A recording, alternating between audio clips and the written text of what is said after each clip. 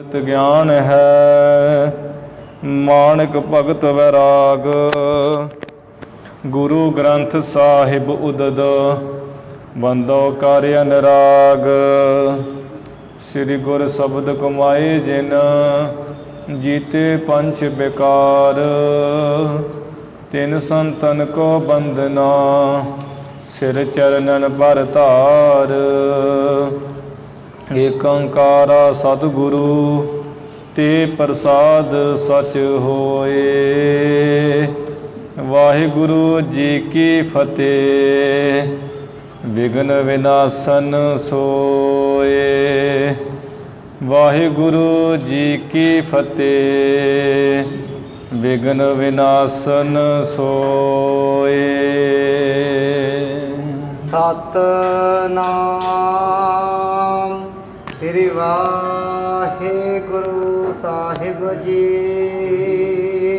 चौपाई गुर अंगद जी जो लिखवाई। बहु नह लिखी रही एक थाई। एक कबीर बंसी मिलताही। सौ पोथी पढ़ गुण मन माही। गुर अंगद जी जो लिखवाई। वाहिगुरु जी का खालसा वाहिगुरु जी की फतेह। सतगुरु गरीब नवाज धन धन श्री गुरु नानक देव साहिब जी महाराज।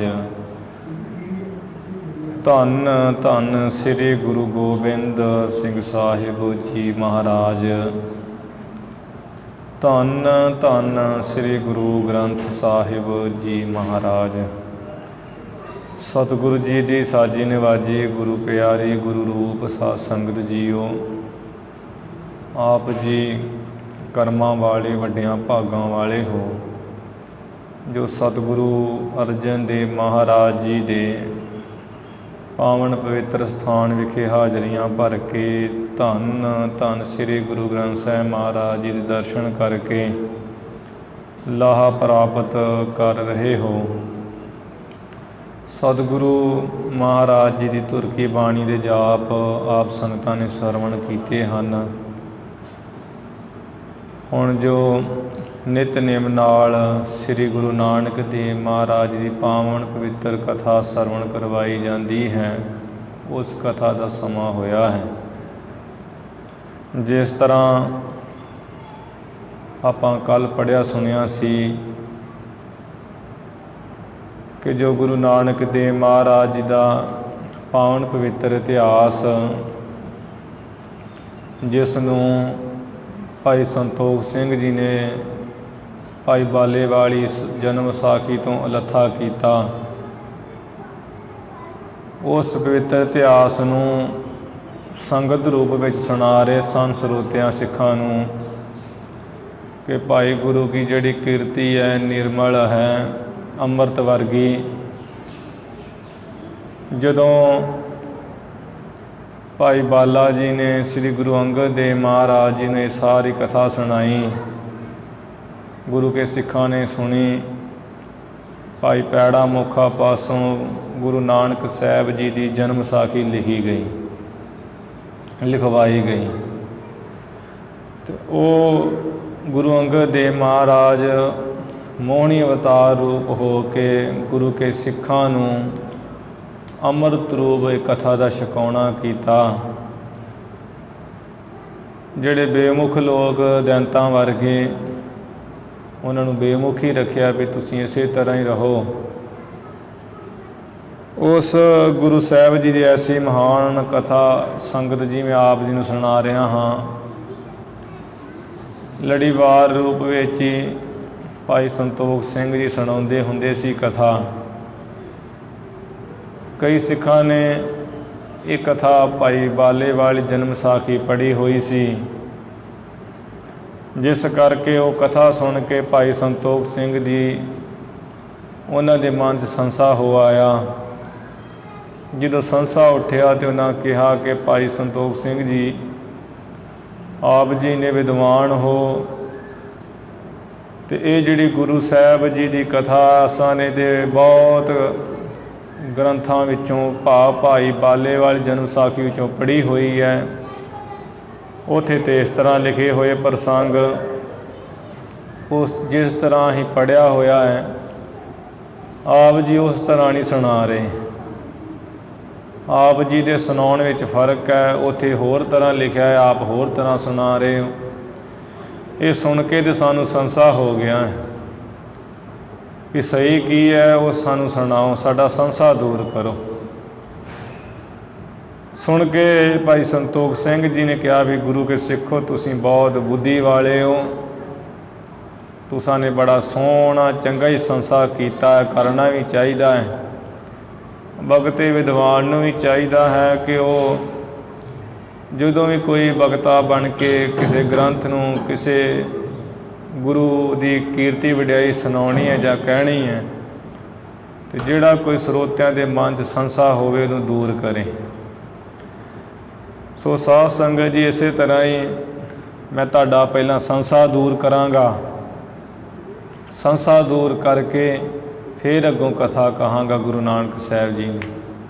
ਫਿਰ ਦੱਸਿਆ ਵੀ ਜਦੋਂ ਜੋ ਪਹਿਲੀ ਪੋਥੀ ਲਿਖੀ ਭਾਈ ਬਾਲੇ ਵਾਲੀ ਜਨਮ ਸਾਖੀ ਦੀ ਤੇ ਗੁਰੂ ਅੰਗਦ ਦੇਵ ਮਹਾਰਾਜ ਜੀ ਨੇ ਲਿਖਵਾਈ। ਭਾਈ ਪੈੜਾ ਮੁੱਖਾ ਪਾਸੋਂ ਭਾਈ ਬਾਲਾ ਜੀ ਮੁੱਖੋਂ ਉਚਾਰਦੇ ਸਨ। ਜਦੋਂ ਗੁਰੂ ਸਾਹਿਬ ਜੀ ਜੋਤੀ ਜੋਤ ਸਮਾਏ ਸੱਚਖੰਡ ਗਮਨ ਕੀਤਾ, ਗੁਰੂ ਅਮਰਦਾਸ ਜੀ ਗੁਰਤਾ 'ਤੇ ਵਿਰਾਜਮਾਨ ਹੋਏ। ਫਿਰ ਉਹਨਾਂ ਤੋਂ ਬਾਅਦ ਗੁਰੂ ਰਾਮਦਾਸ ਜੀ ਸੋਢ ਵੰਸ਼ ਦੇ ਸੂਰਜ ਪ੍ਰਗਟ ਹੋਏ। ਭਾਈ ਸੰਤੋਖ ਸਿੰਘ ਜੀ ਨੇ ਆਪਣੇ ਮੁਤਾਬਕ ਲਿਖਿਆ ਹੈ ਵੀ ਗੁਰੂ ਰਾਮਦਾਸ ਮਹਾਰਾਜ ਸਮੇਂ ਦੀ ਗੱਲ ਜੋ ਸਹੀ ਰੂਪ ਵਿੱਚ ਹੋਏ ਸੀ ਕਿ ਗੁਰੂ ਅਮਰਦਾਸ ਮਹਾਰਾਜ ਜਦੋਂ ਗੁਰਤਾ 'ਤੇ ਵਿਰਾਜਮਾਨ ਹੋਏ, ਗੋਇੰਦਵਾਲ ਸਾਹਿਬ ਇੱਕ ਹਿੰਦਾਲ ਨਾਮੀ ਸਿੱਖ ਆਇਆ ਜੋ ਜੰਡਿਆਲੇ ਦਾ ਸੀ। ਉਸ ਨੇ ਗੁਰੂ ਨਾਨਕ ਸਾਹਿਬ ਜੀ ਦੇ ਲੰਗਰਾਂ ਵਿੱਚ ਬਹੁਤ ਸੇਵਾ ਕੀਤੀ। ਭਾਵ ਗੁਰੂ ਅਮਰਦਾਸ ਜੀ ਦੇ ਗ੍ਰਹਿ ਉੱਥੇ ਲੰਗਰਾਂ ਵਿੱਚ ਗੋਇੰਦਵਾਲ ਸਾਹਿਬ ਵਿਖੇ ਬਹੁਤ ਸੇਵਾ ਸ਼ਰਧਾ ਨਾਲ ਕਰਿਆ ਕਰਦਾ, ਮਨ ਟਿਕਾ ਕੇ ਰੱਖਦਾ ਸੀ, ਕਿਤੇ ਡੋਲਣ ਨਹੀਂ ਦਿੰਦਾ। ਆਟਾ ਗੁੰਨਣ ਦੀ ਸੇਵਾ ਕਰਿਆ ਕਰੇ। ਇੱਕ ਦਿਨ ਦੀ ਗੱਲ ਹੈ, ਜਿੱਥੇ ਆਟਾ ਗੁੰਨਦਾ ਸੀ ਉੱਥੇ ਗੁਰੂ ਅਮਰਦਾਸ ਮਹਾਰਾਜ ਲੰਗਰਾਂ ਵਿੱਚ ਆ ਗਏ। ਸਾਰੀ ਸੰਗਤ ਮੱਥਾ ਟੇਕ ਰਹੀ ਸੀ। ਜਦੋਂ ਇਸ ਭਾਈ ਹਿੰਦਾਲ ਨੇ ਦੇਖਿਆ ਕਿ ਮਹਾਰਾਜ ਆ ਰਹੇ ਹੈ, ਬੜੀ ਛੇਤੀ ਨਾਲ ਸੇਵਾ ਆਟਾ ਗੁੰਨਣ ਦੀ ਛੱਡ ਦਿੱਤੀ ਤੇ ਵੀ ਖੜਾ ਹੋ ਗਿਆ। ਗੁਰੂ ਮਹਾਰਾਜ ਪਾਸ ਆਏ ਹੈ। ਇਹਨੇ ਵਿਚਾਰੀ ਹਿਰਦੇ ਵਿੱਚ ਕਿ ਜੇ ਮੈਂ ਹੱਥ ਆਪਣੇ ਆਟੇ ਵਾਲੇ ਗੁਰੂ ਸਾਹਿਬ ਜੀ ਦੇ ਚਰਨਾਂ ਨੂੰ ਲਾਉਣਾ ਤੇ ਗੁਰੂ ਸਾਹਿਬ ਜੀ ਦੇ ਚਰਨਾਂ 'ਤੇ ਆਟਾ ਲੱਗਦਾ ਹੈ, ਜੇ ਮੈਂ ਥੱਲੇ ਹੱਥ ਲਾਉਣਾ ਹਾਂ ਮੱਥਾ ਟੇਕਣ ਲੱਗਿਆਂ ਤੇ ਮਿੱਟੀ ਨਾਲ ਗੰਦੇ ਹੁੰਦੇ ਮੇਰੇ ਹੱਥ, ਫਿਰ ਗੁਰੂ ਸਾਹਿਬ ਜੀ ਦੀ ਸੰਗਤ ਨੇ ਲੰਗਰ ਛਕਣਾ ਹੈ। ਮਰਿਆਦਾ ਨੂੰ ਮੁੱਖ ਰੱਖਦਿਆਂ ਹੋਇਆਂ ਇਸ ਨੇ ਬੜੀ ਸ੍ਰੇਸ਼ਟ ਮੱਤ ਨਾਲ ਪਿੱਠ 'ਤੇ ਦੋਵੇਂ ਹੱਥ ਰੱਖ ਕੇ ਤੇ ਮੱਥਾ ਟੇਕਿਆ ਗੁਰੂ ਸਾਹਿਬ ਜੀ ਦੇ ਚਰਨਾਂ 'ਤੇ। ਮਹਾਰਾਜ ਜੀ ਦੀ ਵਿਧੀ ਵੇਖ ਕੇ ਬੜੇ ਖੁਸ਼ ਹੋਏ ਵੀ ਭਾਈ ਹਿੰਦਾਲ, ਤੂੰ ਬੜਾ ਮਹਾਨ ਸਿੱਖ ਹੈ ਜਿਸ ਨੇ ਗੁਰੂ ਘਰ ਦੇ ਲੰਗਰਾਂ ਦਾ ਸਤਿਕਾਰ ਕਰਦਿਆਂ, ਸਾਡਾ ਸਤਿਕਾਰ ਕਰਦਿਆਂ ਇਸ ਤਰ੍ਹਾਂ ਬੰਦਨਾ ਕੀਤੀ ਹੈ। ਠੀਕ ਹੈ ਵੀ ਤੇਰੀ ਸੰਤਾਨ ਵਿੱਚ ਜਿੰਨੇ ਵੀ ਅੱਗੇ ਤੋਂ ਅੱਗੇ ਹੋਣਗੇ ਤੁਹਾਨੂੰ ਇਸੇ ਤਰ੍ਹਾਂ ਤੁਸੀਂ ਮੱਥਾ ਟੇਕਣਾ, ਤੁਹਾਡਾ ਮੱਥਾ ਟੇਕਿਆ ਸਾਨੂੰ ਪ੍ਰਵਾਨ ਹੈ। ਉਹ ਜੋ ਗੁਰੂ ਜੀ ਨੇ ਬਖਸ਼ਿਸ਼ ਕੀਤੀ ਉਸੇ ਤਰ੍ਹਾਂ ਇਹਨਾਂ ਦੇ ਅੱਗੇ ਤੋਂ ਅੱਗੇ ਉਹ ਬੰਸ ਵਿੱਚ ਚਾਲ ਚੱਲਦੀ ਆਈ, ਰੀਤੀ ਚੱਲਦੀ ਆਈ। ਫਿਰ ਭਾਈ ਸੰਤੋਖ ਸਿੰਘ ਜੀ ਨੇ ਦੱਸਿਆ ਕਿ ਖਾਲਸਾ ਜੀ, ਗੁਰੂ ਕੇ ਸਰੋਤਿਓ, ਗੁਰੂ ਕੇ ਸਿੱਖੋ, ਇਸ ਭਾਈ ਹਿੰਦਾਲ ਦੀ ਸੰਤਾਨ ਵਿੱਚ ਇੱਕ ਨੀਚ ਹੋਇਆ ਬੜਾ ਦੁਸ਼ਟ। ਉਹ ਦੁਸ਼ਟ ਦੇ ਹੱਥ ਵਿੱਚ ਗੁਰੂ ਨਾਨਕ ਸਾਹਿਬ ਜੀ ਦੇ ਪਾਵਨ ਪਵਿੱਤਰ ਇਤਿਹਾਸ ਦੀ ਭਾਈ ਬਾਲੇ ਵਾਲੀ ਜਨਮ ਸਾਖੀ ਆਈ। ਫਿਰ ਇਸ ਨੇ ਤੇ ਜੋ ਇਹ ਭਾਈ ਹਿੰਦਾਲ ਦਾ ਪੋਤਰਾ ਸੀ ਨਿਰੰਜਨੀਆਂ, ਤੇ ਉਹ ਉਹਦੇ ਨਾਲ ਮਿਲ ਕੇ ਇੱਕ ਕਬੀਰ ਪੰਥੀਆਂ ਵਿੱਚੋਂ ਜੋ ਤਰਲੋਚਣੀਆਂ ਸੀ, ਇਹਨਾਂ ਮਿਲ ਕੇ ਸਾਖੀ ਦਾ ਵਿਗਾੜ ਕੀਤਾ। ਆਪਣੇ ਵੱਡਿਆਂ ਦੀ ਜਿਹੜੀ ਕੀਰਤੀ ਵਡਿਆਈ ਕੀਤੀ ਬਹੁਤੀ। ਗੁਰੂ ਨਾਨਕ ਸਾਹਿਬ ਜੀ ਦੇ ਪਵਿੱਤਰ ਇਤਿਹਾਸ ਵਿੱਚ ਰਲਾ ਪਾ ਕੇ ਤੇ ਗੁਰੂ ਸਾਹਿਬ ਜੀ ਨੂੰ ਨੀਵਾਂ ਦਿਖਾਇਆ। ਇਸ ਤਰ੍ਹਾਂ ਇਤਿਹਾਸ ਵਿਗੜਿਆ। ਉਹ ਜਿਹੜੀਆਂ ਉਹਨਾਂ ਦੁਸ਼ਟਾਂ ਨੇ ਖੋਟੀਆਂ ਸਾਖੀਆਂ ਕਹੀਆਂ ਲਿਖੀਆਂ ਸਾਖਤਾਂ ਨੇ, ਉਹ ਮੈਂ ਸੰਗਤ ਜੀ ਨਹੀਂ ਲਿਖੀਆਂ ਹੈ। ਮੈਂ ਤੇ ਗੁਰੂ ਅਨੁਸਾਰ ਜੋ ਸਹੀ ਸਾਖੀਆਂ ਉਹ ਲਿਖੀਆਂ। ਇਹ ਪ੍ਰਸੰਗ ਆਪਾਂ ਸਰਵਣ ਕਰ ਰਹੇ ਹਾਂ। ਅੱਗੇ ਜਿਵੇਂ ਕਥਾ ਵਿਚਾਰ ਆ ਰਹੀ ਆਪਾਂ ਸਰਵਣ ਕਰੀਏ। ਗੁਰੂ ਚਰਨਾਂ ਵਿੱਚ ਲਵਾਓ ਹਾਜ਼ਰੀਆਂ, ਉਚਾਰਨ ਕਰੋ ਜੀ ਸਤਿਨਾਮ ਸ੍ਰੀ ਵਾਹਿਗੁਰੂ ਸਾਹਿਬ ਜੀ। ਸਤਿਨਾਮ ਸ੍ਰੀ ਵਾਹਿਗੁਰੂ ਸਾਹਿਬ ਜੀ। ਸਤਿਨਾਮ ਸ੍ਰੀ ਵਾਹਿਗੁਰੂ ਸਾਹਿਬ ਜੀ। ਚੌਪਈ ਗੁਰ ਅੰਗਦ ਜੀ ਜੋ ਲਿਖਵਾਈ। ਭਾਈ ਸੰਤੋਖ ਸਿੰਘ ਜੀ ਜਿਹੜੇ ਸਰੋਤਿਆਂ ਦੇ ਮਨ 'ਚ ਸੰਸਾ ਹੋ ਗਿਆ ਸੀ, ਇਹ ਕਥਾ ਸੁਣਦਿਆਂ ਗੁਰੂ ਨਾਨਕ ਪ੍ਰਕਾਸ਼ ਜੀ ਵੀ ਭਾਈ ਸੰਤੋਖ ਸਿੰਘ ਜੀ ਜਿਸ ਤਰ੍ਹਾਂ ਹੀ ਪੜ੍ਹੀ ਹੈ ਸਾਖੀ, ਜਨਮ ਸਾਖੀ ਉਹਦੇ ਵਿੱਚ ਤੇ ਹੋਰ ਤਰ੍ਹਾਂ ਲਿਖਿਆ ਹੈ, ਆਪ ਜੀ ਹੋਰ ਤਰ੍ਹਾਂ ਸੁਣਾ ਰਹੇ ਹੋ। ਇਹ ਸਾਨੂੰ ਸੰਸਾ ਹੋ ਗਿਆ, ਸਾਡਾ ਸੰਸਾ ਦੂਰ ਕਰੋ। ਫਿਰ ਭਾਈ ਸੰਤੋਖ ਸਿੰਘ ਜੀ ਨੇ ਦੱਸਿਆ ਕਿ ਗੁਰੂ ਅਮਰਦਾਸ ਮਹਾਰਾਜ ਦੇ ਸਮੇਂ ਭਾਈ ਹਿੰਦਾਲ ਨਾਮੀ ਸਿੱਖ ਆਇਆ, ਜਿਸ ਨੇ ਬੜੀ ਸੇਵਾ ਕੀਤੀ ਗੁਰੂ ਸਾਹਿਬ ਜੀ ਦੀ। ਮਹਾਰਾਜ ਉਸ ਉੱਪਰ ਕਿਰਪਾਲੂ ਦਿਆਲੂ ਹੋਏ, ਬਖਸ਼ਿਸ਼ ਕੀਤੀ, ਪਰ ਉਹਨਾਂ ਦੇ ਜਿਹੜੇ ਅੱਗੇ ਅੰਸ਼ ਬੰਸ ਸੰਤਾਨ ਵਿੱਚ ਹੋਇਆ ਬੜਾ ਦੁਸ਼ਟ ਨੀਚ, ਉਸ ਦੇ ਹੱਥ ਜਿਹੜੀ ਜਨਮ ਸਾਖੀ ਮਹਾਰਾਜ ਜੀ ਦੀ ਉਹ ਆ ਗਈ ਤੇ ਉਸ ਦੁਸ਼ਟ ਨੇ ਫਿਰ ਦੁਸ਼ਟਤਾਈ ਬੜੀ ਕੀਤੀ। ਐ ਸੰਗਤ ਜੀ, ਐ ਸਰੋਤਿਓ, ਜੋ ਗੁਰੂ ਅੰਗਦ ਦੇਵ ਮਹਾਰਾਜ ਜੀ ਨੇ ਕਥਾ ਲਿਖਵਾਈ ਸੀ, ਉਹ ਨਹਿ ਲਿਖੀ ਰਹੀ ਇੱਕ ਥਾਈ। ਉਹ ਜੋ ਭਾਈ ਬਾਲੇ ਵਾਲੀ ਜਨਮ ਸਾਖੀ ਜੋ ਗੁਰੂ ਅੰਗਦ ਦੇਵ ਮਹਾਰਾਜ ਜੀ ਨੇ ਲਿਖਵਾਈ ਸੀ, ਉਹ ਬਹੁਤੇ ਥਾਵਾਂ 'ਤੇ ਪੋਥੀਆਂ ਨਹੀਂ ਸੀ ਲਿਖੀਆਂ ਹੋਈਆਂ, ਇੱਕੋ ਹੀ ਇੱਕੋ ਜਲਦ ਸੀ। ਇੱਕ ਕਬੀਰ ਬੰਸੀ ਮਿਲਤਾ ਹੀ।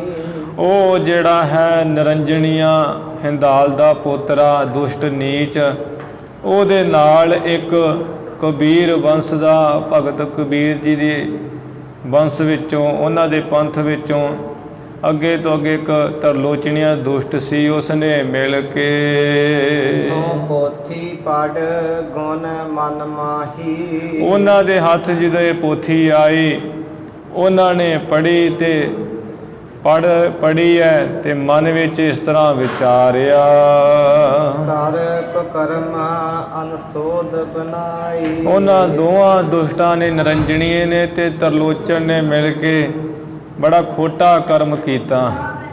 ਐਸਾ ਖੋਟਾ ਕਰਮ ਕੀਤਾ ਵੀ ਗੁਰੂ ਨਾਨਕ ਸਾਹਿਬ ਜੀ ਦੇ ਜਿਹੜੇ ਪਵਿੱਤਰ ਇਤਿਹਾਸ ਦੀ ਜਨਮ ਸਾਖੀ ਸੀ ਭਾਈ ਬਾਲੇ ਵਾਲੀ, ਉਸ ਨੂੰ ਅਣਸੋਧ ਬਣਾ ਦਿੱਤਾ, ਅਸ਼ੁੱਧ ਬਣਾਈ, ਗਲਤ ਬਣਾ ਦਿੱਤੀ। ਆਪਣਾ ਵਡਨ ਕੀ ਕੀਰਤ ਪਾਈ। ਤੇ ਉਸ ਇਤਿਹਾਸ ਵਿੱਚ ਆਪਣੇ ਵੱਡਿਆਂ ਦੀ ਜਿਹੜੀ ਕੀਰਤੀ ਵਡਿਆਈ ਮਹਿਮਾ ਪਾ ਦਿੱਤੀ। ਨਿਰੰਜਣੀ ਨੇ ਕਹਿ ਦਿੱਤਾ ਵੀ ਸਾਡਾ ਹਿੰਦਾਲ ਗੁਰੂ ਨਾਨਕ ਸਾਹਿਬ ਜੀ ਦੇ ਬਰਾਬਰ ਹੈ, ਤੇ ਜਿਹੜਾ ਕਬੀਰ ਪੰਥੀ ਉਹਨੇ ਕਹਿ ਦਿੱਤਾ ਵੀ ਜਿੱਥੇ ਭਗਤ ਕਬੀਰ ਸਾਡੇ ਪਹੁੰਚੇ ਉੱਥੇ ਗੁਰੂ ਨਾਨਕ ਸਾਹਿਬ ਨਹੀਂ ਪਹੁੰਚੇ ਹੈ, ਜਾਂ ਜਿੱਥੇ ਗੁਰੂ ਨਾਨਕ ਸਾਹਿਬ ਪਹੁੰਚੇ ਤਾਂ ਉੱਥੇ ਸਾਡੇ ਕਬੀਰ ਭਾਵ ਇੱਕ ਹੀ ਸਮਾਨ ਸਨ। ਐਵੇਂ ਕੀਰਤੀ ਵਡਿਆਈ ਪਾਈ ਵਿੱਚ ਬਚਨ ਅਨੁਚਿਤ ਲਿਖੇ ਸਮੁਦਾਏ। ਉਸ ਵਿੱਚ ਬਹੁਤ ਸਾਰੇ ਜਿਹੜੇ ਬਹੁਤੇ ਅਯੋਗ ਜਿਹੇ ਬਚਨ ਲਿਖ ਦਿੱਤੇ।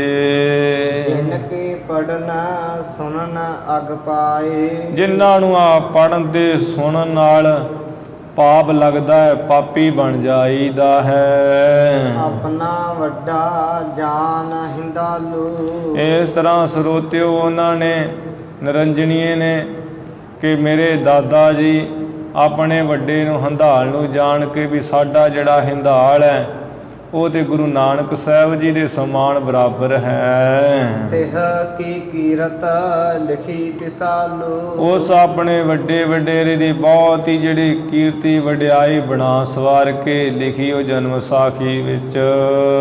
ਸ੍ਰੀ ਨਾਨਕ ਤੇ ਵੱਡੀ ਬਣਾਏ। ਸ੍ਰੀ ਗੁਰੂ ਨਾਨਕ ਦੇਵ ਮਹਾਰਾਜ ਜੀ ਤੋਂ ਵੱਡੀ ਕੀਰਤੀ ਬਣਾ ਸਵਾਰ ਕੇ ਉਹ ਜਨਮ ਸਾਖੀ ਵਿੱਚ ਕੂੜ ਲਿਖਿਆ।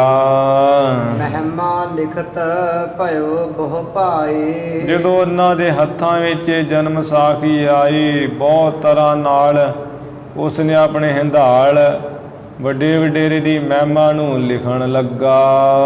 ਦੋਹਰਾ ਉਕਤ ਜੁਗਤ ਕਰ ਅਨੇਕ ਬਿਦ।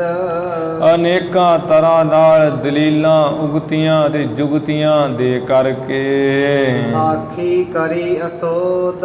ਜੋ ਗੁਰੂ ਨਾਨਕ ਸਾਹਿਬ ਜੀ ਦੀ ਜਨਮ ਸਾਖੀ ਸੀ ਭਾਈ ਬਾਲੇ ਵਾਲੀ, ਉਸ ਨੂੰ ਅਸੋਧ ਕਰ ਦਿੱਤਾ, ਅਸ਼ੁੱਧ ਕੀਤਾ।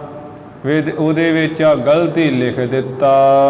ਸੁਨ ਕਰ ਭਰਮੇ ਨਰ ਬਹੁਤ ਜਿਹੜੇ ਮਨੁੱਖ ਹੈ ਉਸ ਕਥਾ ਨੂੰ ਸੁਣ ਕੇ, ਉਸ ਸਾਖੀ ਨੂੰ ਪੜ੍ਹ ਕੇ ਭਰਮਗੇ। ਜਿਨ ਕੀ ਮਨ ਨਹਿ ਬੋਧ।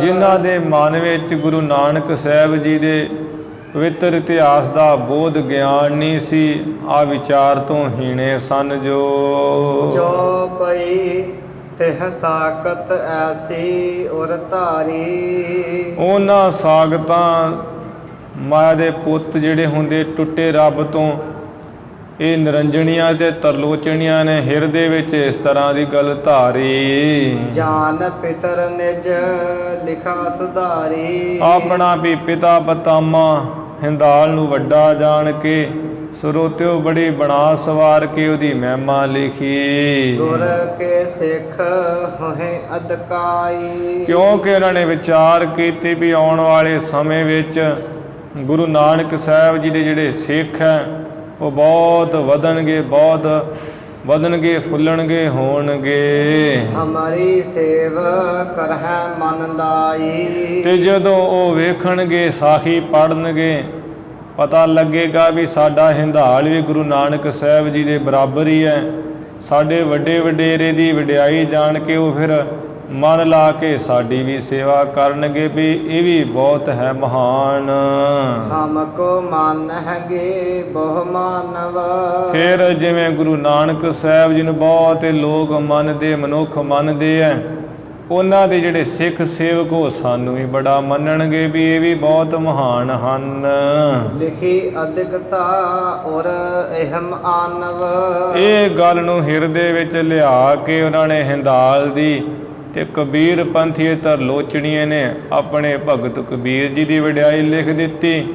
ਇੱਧਰੋਂ ਹਿੰਦਾਲੀਏ ਨੇ ਜਿਹੜਾ ਹਿੰਦਾਲੀਆਂ ਵਿੱਚੋਂ ਜੋ ਨਿਰੰਜਣੀਆਂ ਸੀ ਉਹਨਾਂ ਦਾ ਪੋਤਰ ਆ, ਉਹਨੇ ਹਿੰਦਾਲ ਦੀ ਲਿਖ ਦਿੱਤੀ ਵਡਿਆਈ। ਪੂਰਬ ਪੋਥੀ ਹੁਤੀ ਜੋ ਸੋਈ। ਤੇ ਸਰੋਤਿਓ ਜੋ ਪਹਿਲੀ ਪੋਥੀ ਜਿਹੜੀ ਗੁਰੂ ਨਾਨਕ ਸਾਹਿਬ ਮਹਾਰਾਜ ਜੀ ਦੇ ਇਤਿਹਾਸ ਦੀ ਭਾਈ ਬਾਲਾ ਜੀ ਨੇ ਮੁੱਖੋਂ ਚਾਰ ਕੇ ਗੁਰੂ ਅੰਗਦ ਦੇਵ ਮਹਾਰਾਜ ਹਜ਼ੂਰੀ ਵਿੱਚ ਭਾਈ ਪੈੜਾ ਮੋਖਾ ਪਾਸੋਂ ਜਿਹੜੀ ਲਿਖਵਾਈ ਸੀ, ਉਹ ਜੋ ਜਨਮ ਸਾਖੀ ਵਾਲੀ ਪਹਿਲੀ ਪੋਥੀ ਸੀ। ਦਈ ਬਿਪਾਸਾ ਵਿੱਚ ਡਬੋਈ। ਇਹਨਾਂ ਨੀਚਾਂ ਦੁਸ਼ਟਾਂ ਨੇ ਉਸ ਨੂੰ ਬਿਆਸਾ ਨਦੀ ਦੇ ਵਿੱਚ ਡੁਬੋ ਦਿੱਤਾ, ਰੋੜ ਦਿੱਤਾ।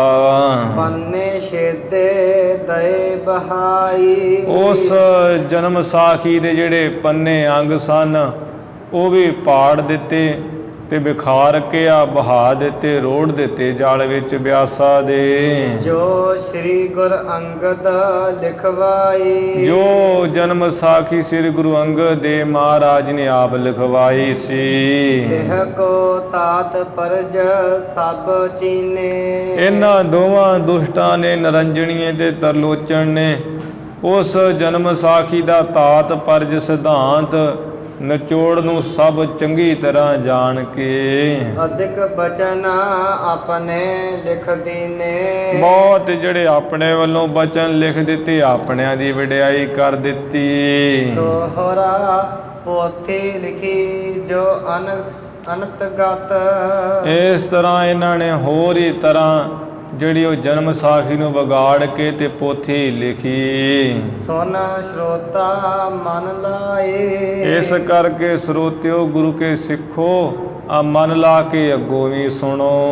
ਤਿਹਾਂ ਤੇ ਪੋਥੀ ਸਭ ਲਿਖੀ। ਉਹ ਜੋ ਇਹਨਾਂ ਦੁਸ਼ਟਾਂ ਨੇ ਸਾਖਤਾਂ ਨੇ ਵਿਗਾੜੀ ਨਾ ਭਾਈ ਬਾਲੇ ਵਾਲੀ ਜਨਮ ਸਾਖੀ, ਉਸੇ ਤੋਂ ਹੀ ਇਹ ਜਿਹੜੀਆਂ ਸਾਰੀਆਂ ਪੋਥੀਆਂ ਫਿਰ ਅੱਗੇ ਤੋਂ ਅੱਗੇ ਲਿਖੀਆਂ ਉਤਾਰਾ ਕੀਤਾ। ਸਾਖਤ ਜਾਨ ਬਣਾਏ। ਜੋ ਇਹਨਾਂ ਸਾਖਤਾਂ ਰੱਬ ਤੋਂ ਟੁੱਟੇ ਹੋਇਆਂ, ਗੁਰੂ ਤੋਂ ਟੁੱਟੇ ਹੋਇਆਂ ਨੇ ਬਣਾਈ ਸੀ, ਆਪਣੇ ਵੱਡਿਆਂ ਦੀ ਵਡਿਆਈ ਲਿਖੀ ਸੀ। ਭਾਈ ਬਾਲੇ ਵਾਲੀ ਜਨਮ ਸਾਖੀ ਜਿਹੜੀ ਵਿਗਾੜੀ ਸੀ, ਤੇ ਉਸੇ ਤੋਂ ਹੀ ਫਿਰ ਦੂਸਰੇ ਪੋਥੀਆਂ ਦੇ ਉਤਾਰੇ ਹੋਏ ਬਹੁਤੀਆਂ ਪੋਥੀਆਂ ਲਿਖੀਆਂ ਗਈਆਂ। ਚੌਪਈ ਜੇ ਹੈ ਨਰ ਸਤਿਗੁਰ ਸਿੱਖ ਪੂਰਨ। ਇਹ ਭਾਈ ਜਿਹੜੇ ਵੀ ਸਤਿਗੁਰੂ ਜੀ ਦੇ ਪੂਰਨ ਸਿੱਖ ਹਨ। ਦੁਰਮਤ ਭਰਮ ਭਇਓ ਜਿਨ ਚੂਰਨ। ਜਿਨ੍ਹਾਂ ਦੀ ਆ ਖੋਟੀ ਮਤ ਵੀ ਦੂਰ ਹੋ ਗਈ ਹੈ ਤੇ ਭਰਮ ਵੀ ਦੂਰ ਹੋ ਗਿਆ ਹੈ। ਸੇ ਮਹਿਮਾ ਸ੍ਰੀ ਨਾਨਕ ਜਾਨ ਹੈ। ਉਹ ਜਿਹੜੇ ਪੁਰਖ ਹੈ ਨਾ ਸੇ ਮਹਾਨ, ਉਹ ਸਤਿਗੁਰੂ ਨਾਨਕ ਦੇਵ ਮਹਾਰਾਜ ਜੀ ਦੀ ਜਿਹੜੀ ਮਹਿਮਾ ਉਹ ਚੰਗੀ ਤਰ੍ਹਾਂ ਜਾਣਦੇ ਵੀ ਗੁਰੂ ਨਾਨਕ ਦੇਵ ਗੋਬਿੰਦ ਰੂਪ, ਵੀ ਮਹਾਰਾਜ ਤੇ ਗੋਬਿੰਦ ਰੂਪ ਹੈ, ਪਰਮੇਸ਼ਰ ਹੈ। ਗੁਰੂ ਨਾਨਕ ਨਾਨਕ ਹਰ ਸੋਏ ਆਦਿ ਨਿਰੰਜਨ ਹੈ। ਗੁਰੂ ਨਾਨਕ ਧਾਰ ਕੇ ਮੂਰਤ ਹੈ ਜਗ ਆਇਓ, ਜੋਤ ਰੂਪ ਹਰ ਆਪ ਗੁਰੂ ਨਾਨਕ ਕਹਾਇਓ। ਉਹ ਜਿਹੜੇ ਪੁਰਸ਼ ਹੈ ਸਤ ਪੁਰਸ਼ ਗੁਰੂ ਕੇ ਸਿੱਖ, ਉਹ ਗੁਰੂ ਨਾਨਕ ਸਾਹਿਬ ਮਹਾਰਾਜ ਦੀ ਮਹਿਮਾ ਜਾਣਦੇ ਹਨ ਵੀ ਗੁਰੂ ਸਾਹਿਬ ਜੀ ਦੇ ਬਹੁਤ ਮਹਾਨ ਹਨ। ਜੇ ਨਿਜ ਗੁਰ ਕੋ ਭੇਵ ਪਛਾਨ ਹੈ। ਉਹ ਜਿਹੜੇ ਹੈ ਨਾ ਗੁਰੂ ਕੇ ਸਿੱਖ ਆਪਣੇ ਗੁਰੂ ਦਾ ਭੇਦ ਜਾਣਦੇ ਵੀ ਮਹਾਰਾਜ ਦੇ ਤੁੱਲ ਦੇ ਕੋਈ ਹੈ ਨਹੀਂ। ਨਹ ਮਾਨਹ ਦੁਰਮਤ ਕਹਿ ਸਾਖੀ। ਉਹ ਇਸ ਕਰਕੇ ਗਿਆਨੀ ਪੁਰਸ਼ ਹੋਣੇ ਕਰਕੇ ਇਹ ਜਿਹੜੇ ਖੋਟੀ ਮਤ ਵਾਲੇ ਨਿਰੰਜਣੀਆਂ ਤੇ ਤਰਲੋਚਣੀਆਂ ਦੀ ਕਈ ਹੋਈ ਭਾਈ ਬਾਲਾ ਵਾਲੀ ਜਨਮ ਸਾਖੀ 'ਚ ਵਿਗਾੜ ਪਾਇਆ ਹੋਇਆ ਜੋ ਉਸ ਨੂੰ ਉਹ ਨਹੀਂ ਮੰਨਦੇ। ਜਾਨ ਦਰਸ ਨਾਨਕ ਅਬਲਾਖੀ। ਜਿਨ੍ਹਾਂ ਸਿੱਖਾਂ ਨੂੰ ਗੁਰੂ ਨਾਨਕ ਦੇਵ ਮਹਾਰਾਜ ਜੀ ਦੇ ਦਰਸ਼ਨਾਂ ਦੀ ਚਾਹਨਾ ਇੱਛਾ ਹੈ। ਜੇ ਮਾਨਹ ਸਾਖਤ ਕੋ ਕਹਿਓ। ਪਰ ਜਿਹੜੇ ਆ ਸਾਖਤ ਰੱਬ ਤੋਂ ਟੁੱਟੇ ਹੋਏ ਤੇ ਮੂਰਖ ਲੋਕ ਜਿਹੜੇ ਅੱਜ ਵੀ ਤੇ ਉਸ ਸਮੇਂ ਵੀ ਇਹਨਾਂ ਸਾਖਤਾਂ ਦੇ ਕਿਆ ਹੋਇਆ ਜੋ ਇਹਨਾਂ ਨੇ ਵਿਗਾੜ ਪਾ ਕੇ ਸਾਖੀਆਂ ਲਿਖੀਆਂ, ਜਿਹੜੇ ਉਹਨਾਂ ਸਾਖੀਆਂ ਨੂੰ ਮੰਨਦੇ ਹਨ। ਤਿਨ ਤੇ ਸਿੱਖੀ ਮਾਰਗ ਰਹਿਓ। ਸਰੋਤਿਓ ਗੁਰੂ ਕੇ ਸਿੱਖੋ, ਉਹਨਾਂ ਤੋਂ ਜਿਹੜਾ ਗੁਰੂ ਨਾਨਕ ਦੇਵ ਮਹਾਰਾਜ ਦੀ ਸਿੱਖੀ ਹੈ ਤੇ ਉਹ ਸਿੱਖੀ ਦਾ ਜਿਹੜਾ ਭਾਵ ਭਗਤੀ ਦਾ ਮਾਰਗ ਹੈ ਉਹ ਤੋਂ ਦੂਰ ਹੀ ਰਹਿੰਦੇ ਆ, ਉਹ ਨੇੜੇ ਤੇੜੇ ਨਹੀਂ ਆਉਂਦੇ। ਗੁਰੂ ਨਾਨਕ ਸਾਹਿਬ ਜੀ ਤੋਂ ਸਿੱਖੀ ਤੋਂ ਪਰੇ ਪਰੇ ਹੀ ਰਹਿੰਦੇ ਹਨ। ਗੁਰ ਸ਼ਰਧਾ ਜਿਨ ਕੇ ਉਰ ਹੋਈ। ਜਿਨ੍ਹਾਂ ਸਿੱਖਾਂ ਦੇ ਹਿਰਦੇ ਵਿੱਚ ਗੁਰੂ ਦੇ ਚਰਨਾਂ ਦੇ ਗੁਰੂ ਤੇ ਸ਼ਰਧਾ ਹੋਈ ਹੈ। ਕਹਿਤ ਸੁਨਤ ਗੁਰ ਸਾਖੀ ਸੋਈ। ਉਹ ਗੁਰੂ ਕੇ ਸਿੱਖ ਜਿਹੜੀਆਂ ਗੁਰੂ ਨਾਨਕ ਸਾਹਿਬ ਜੀ ਦੀਆਂ ਪਵਿੱਤਰ ਸਾਖੀਆਂ, ਮਹਾਨ ਸਾਖੀਆਂ, ਸਹੀ ਸਾਖੀਆਂ, ਉਹੀਓ ਉਹ ਕਹਿੰਦੇ ਆ ਵਿਦਵਾਨ, ਉਹੀਓ ਉਹ ਸੁਣਦੇ ਆ। ਇਸੇ ਤਰ੍ਹਾਂ ਗੁਰੂ ਕੇ ਸਿੱਖ ਉਹੀਓ ਆਪ ਕਹਿੰਦੇ ਤੇ ਉਹੀਓ ਸੁਣਦੇ ਸਾਖੀਆਂ ਸ਼ੁੱਧ। ਪੈਸਮ ਪੀਵਹਿ ਬਿਨ ਤ੍ਰਿਪਤਾਈ। ਉਹ ਤੇ ਸਤਿਗੁਰੂ ਜੀ ਦੇ ਇਤਿਹਾਸ ਨੂੰ ਦੁੱਧ ਸਮਾਨ ਜਾਣ ਕੇ ਛਕਦੇ ਆ, ਬਿਨਾ ਤ੍ਰਿਪਤਾਈ, ਬਿਨਾ ਰੱਜਣ ਤੋਂ, ਭਾਵ ਰੱਜਦੇ ਨਹੀਂ ਗੁਰੂ ਦਾ ਇਤਿਹਾਸ ਪੜ੍ਹ ਕੇ ਸੁਣ ਕੇ। ਸੁਖ ਪਾਵਹਿ ਆਗੈ ਇਹ ਥਾਈ।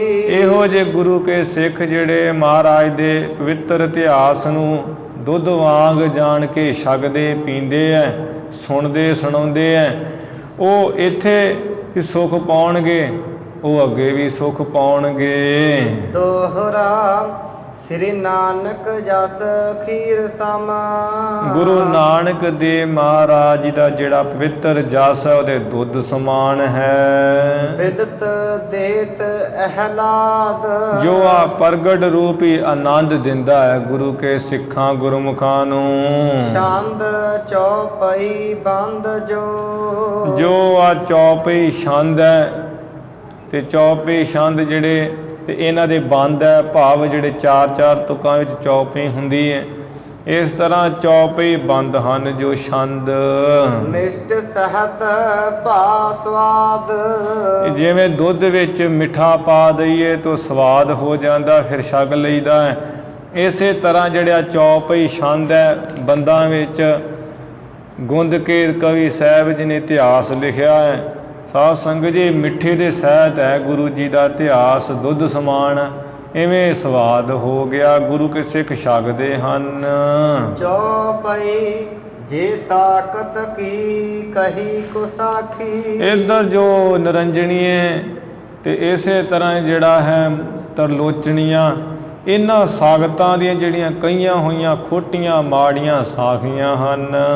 ਖੀਰ ਬੀਚ ਸੋ ਜਾਨ ਮਾਖੀ। ਗੁਰੂ ਕੀ ਸੰਗਤ ਜੀ, ਇਹ ਜਿਵੇਂ ਦੁੱਧ ਵਿੱਚ ਮੱਖੀ ਪੈ ਜਾਵੇ, ਇਹ ਜਿਹੜੀਆਂ ਖੋਟੀਆਂ ਸਾਖੀਆਂ ਮਾੜੀਆਂ ਸਾਖੀਆਂ ਲਿਖੀਆਂ ਹੋਈਆਂ ਇਹ ਮੱਖੀ ਦੇ ਸਮਾਨ ਜਾਣ ਲੋ। ਕੱਢ ਹੈ ਮਾਖੀ ਦੇਖ ਹੈ ਜੋ। ਜਦੋਂ ਸਿਆਣਾ ਪੁਰਸ਼ ਦੇਖ ਲੈਂਦਾ ਵੀ ਦੁੱਧ 'ਚ ਮੱਖੀ ਪੈ ਗਈ ਹੈ, ਉਹ ਮੱਖੀ ਨੂੰ ਕੱਢ ਕੇ ਬਾਹਰ ਪਰੇ ਮਾਰਦਾ ਹੈ। ਪੀਵਹਿ ਪਾਏ ਮਿਸ਼ਟ ਸਿੱਖ ਸੋ। ਉਹ ਸਿੱਖ ਜਿਹੜਾ ਹੈ ਵਿੱਚ ਮੱਖੀ ਨੂੰ ਪਰੇ ਕੱਢ ਕੇ ਤੇ ਵਿੱਚ ਮਿੱਠਾ ਪਾ ਕੇ ਉਸ ਦੁੱਧ ਨੂੰ ਛਕ ਲੈਂਦਾ ਹੈ। ਇਸੇ ਤਰ੍ਹਾਂ ਜਿਹੜੇ ਚੌਪਈ ਛੰਦਾਂ ਦੇ ਬੰਦ ਹੈ, ਇਹ ਵਿੱਚ ਮਿੱਠਾ ਪਾਇਆ ਹੋਇਆ। ਇਸ ਇਤਿਹਾਸ ਦੇ ਵਿੱਚ ਗੁਰੂ ਕੇ ਸਿੱਖ ਜਿਹੜੇ ਹੈ, ਇਹ ਜਿਹੜੀਆਂ ਖੋਟੀਆਂ ਸਾਖੀਆਂ ਮਾੜੀਆਂ, ਜਿਹਦੇ ਵਿੱਚ ਗੁਰੂ ਨਾਨਕ ਸਾਹਿਬ ਜੀ ਦੀ ਨਿੰਦਿਆ ਦੇ ਬਰਾਬਰ ਕੁਵਚਨ ਲਿਖੇ ਹੋਏ ਹੈ, ਇਹਨਾਂ ਖੋਟੀਆਂ ਸਾਖੀਆਂ ਨੂੰ ਮੱਖੀ ਵਾਂਗ ਜਾਣ ਕੇ ਕੱਢ ਦਿੰਦੇ, ਪਰੇ ਵਗਾ ਕੇ ਮਾਰਦੇ ਹੈ। ਤੇ ਜੋ ਦੁੱਧ ਸਮਾਨ ਗੁਰੂ ਜੀ ਦਾ ਇਤਿਹਾਸ ਹੈ, ਉਹਨੂੰ ਛਕ ਲੈਂਦੇ ਆ ਮਿੱਠਾ ਪਾ ਕੇ। ਦੇਖ ਬੂਝ ਮਾਖੀ ਜੋ ਖਾਵੇ। ਪਰ ਜਿਹੜਾ ਗਿਆਨੀ ਪੁਰਸ਼ ਵੀ ਮੱਖੀ ਨੂੰ ਦੇਖ ਕੇ ਫਿਰ ਉਹਨੂੰ ਜਿਹੜਾ ਸਮਝ ਕੇ ਵੀ ਵੇਖ ਲਵੇ ਵੀ ਮੱਖੀ ਪਈ ਹੋਈ ਹੈ ਤਾਂ ਵੀ ਖਾਵੇ। ਸ਼ਰਮ ਹੋਵੇ ਤਨ ਪੈ ਨਾ ਪਚਾਵੇ। ਉਸ ਨੂੰ ਜਿਹੜਾ ਹੁਣ ਮੱਖੀ ਨੂੰ ਦੇਖ ਕੇ ਵੀ ਉਹ ਵੀ ਦੇਖਿਆ ਵੀ ਹੈ, ਸਮਝਿਆ ਵੀ ਮੱਖੀ ਪਈ ਹੋਈ ਹੈ, ਫਿਰ ਵੀ ਖਾ ਲਵੇ, ਉਹਦੇ ਸਰੀਰ ਨੂੰ ਥਕੇਵਾਂ ਵੀ ਹੋ ਜਾਂਦਾ ਹੈ। ਉਹ ਦੁੱਧ ਨੂੰ ਨਹੀਂ ਪਚਾਉਂਦਾ ਹੈ, ਦੁੱਧ ਵੀ ਨਹੀਂ ਉਹ ਪਚਾ ਸਕਦਾ ਹੈ, ਕਿਉਂਕਿ ਉਹਨੂੰ ਸ਼ੰਕਾ ਬਣਿਆ ਰਹੇਗਾ। ਇਸੇ ਤਰ੍ਹਾਂ ਜਿਹੜਾ ਗੁਰੂ ਦਾ ਇਤਿਹਾਸ ਦੁੱਧ ਸਮਾਨ ਹੈ, ਇਹਦੇ ਵਿੱਚ ਜਦੋਂ ਕੋਈ ਖੋਟੀਆਂ ਸਾਖੀਆਂ ਅਗਿਆਨੀ ਪੁਰਸ਼ ਪੜ੍ਹ ਲਵੇਗਾ ਤੇ ਉਹਨੂੰ ਉਹ ਮੱਖੀ ਸਮਾਨ ਹੀ ਹੈ, ਮੱਖੀ ਖਾਧੇ ਸਮਾਨ ਹੀ ਹੈ ਉਹਦਾ। ਵੀ ਮੰਨ ਲਓ ਵੀ ਵੇਖ ਦੇਖ ਕੇ ਵੀ ਉਹ ਸਮਝੇ ਨਾ ਤੇ ਖਾਈ ਮੱਖੀ ਖਾ ਰਿਹਾ ਹੈ ਬਰਾਬਰ, ਤੇ ਫਿਰ ਉਹ ਜਿਹੜਾ ਹੈ ਉਸ ਨੂੰ ਸ਼ੰਕੇ ਤਰ੍ਹਾਂ ਤਰ੍ਹਾਂ ਦੇ ਉੱਠਣਗੇ, ਇਸ ਦੁੱਧ ਨੂੰ ਉਹ ਪਚਾ ਨਹੀਂ ਸਕੇਗਾ।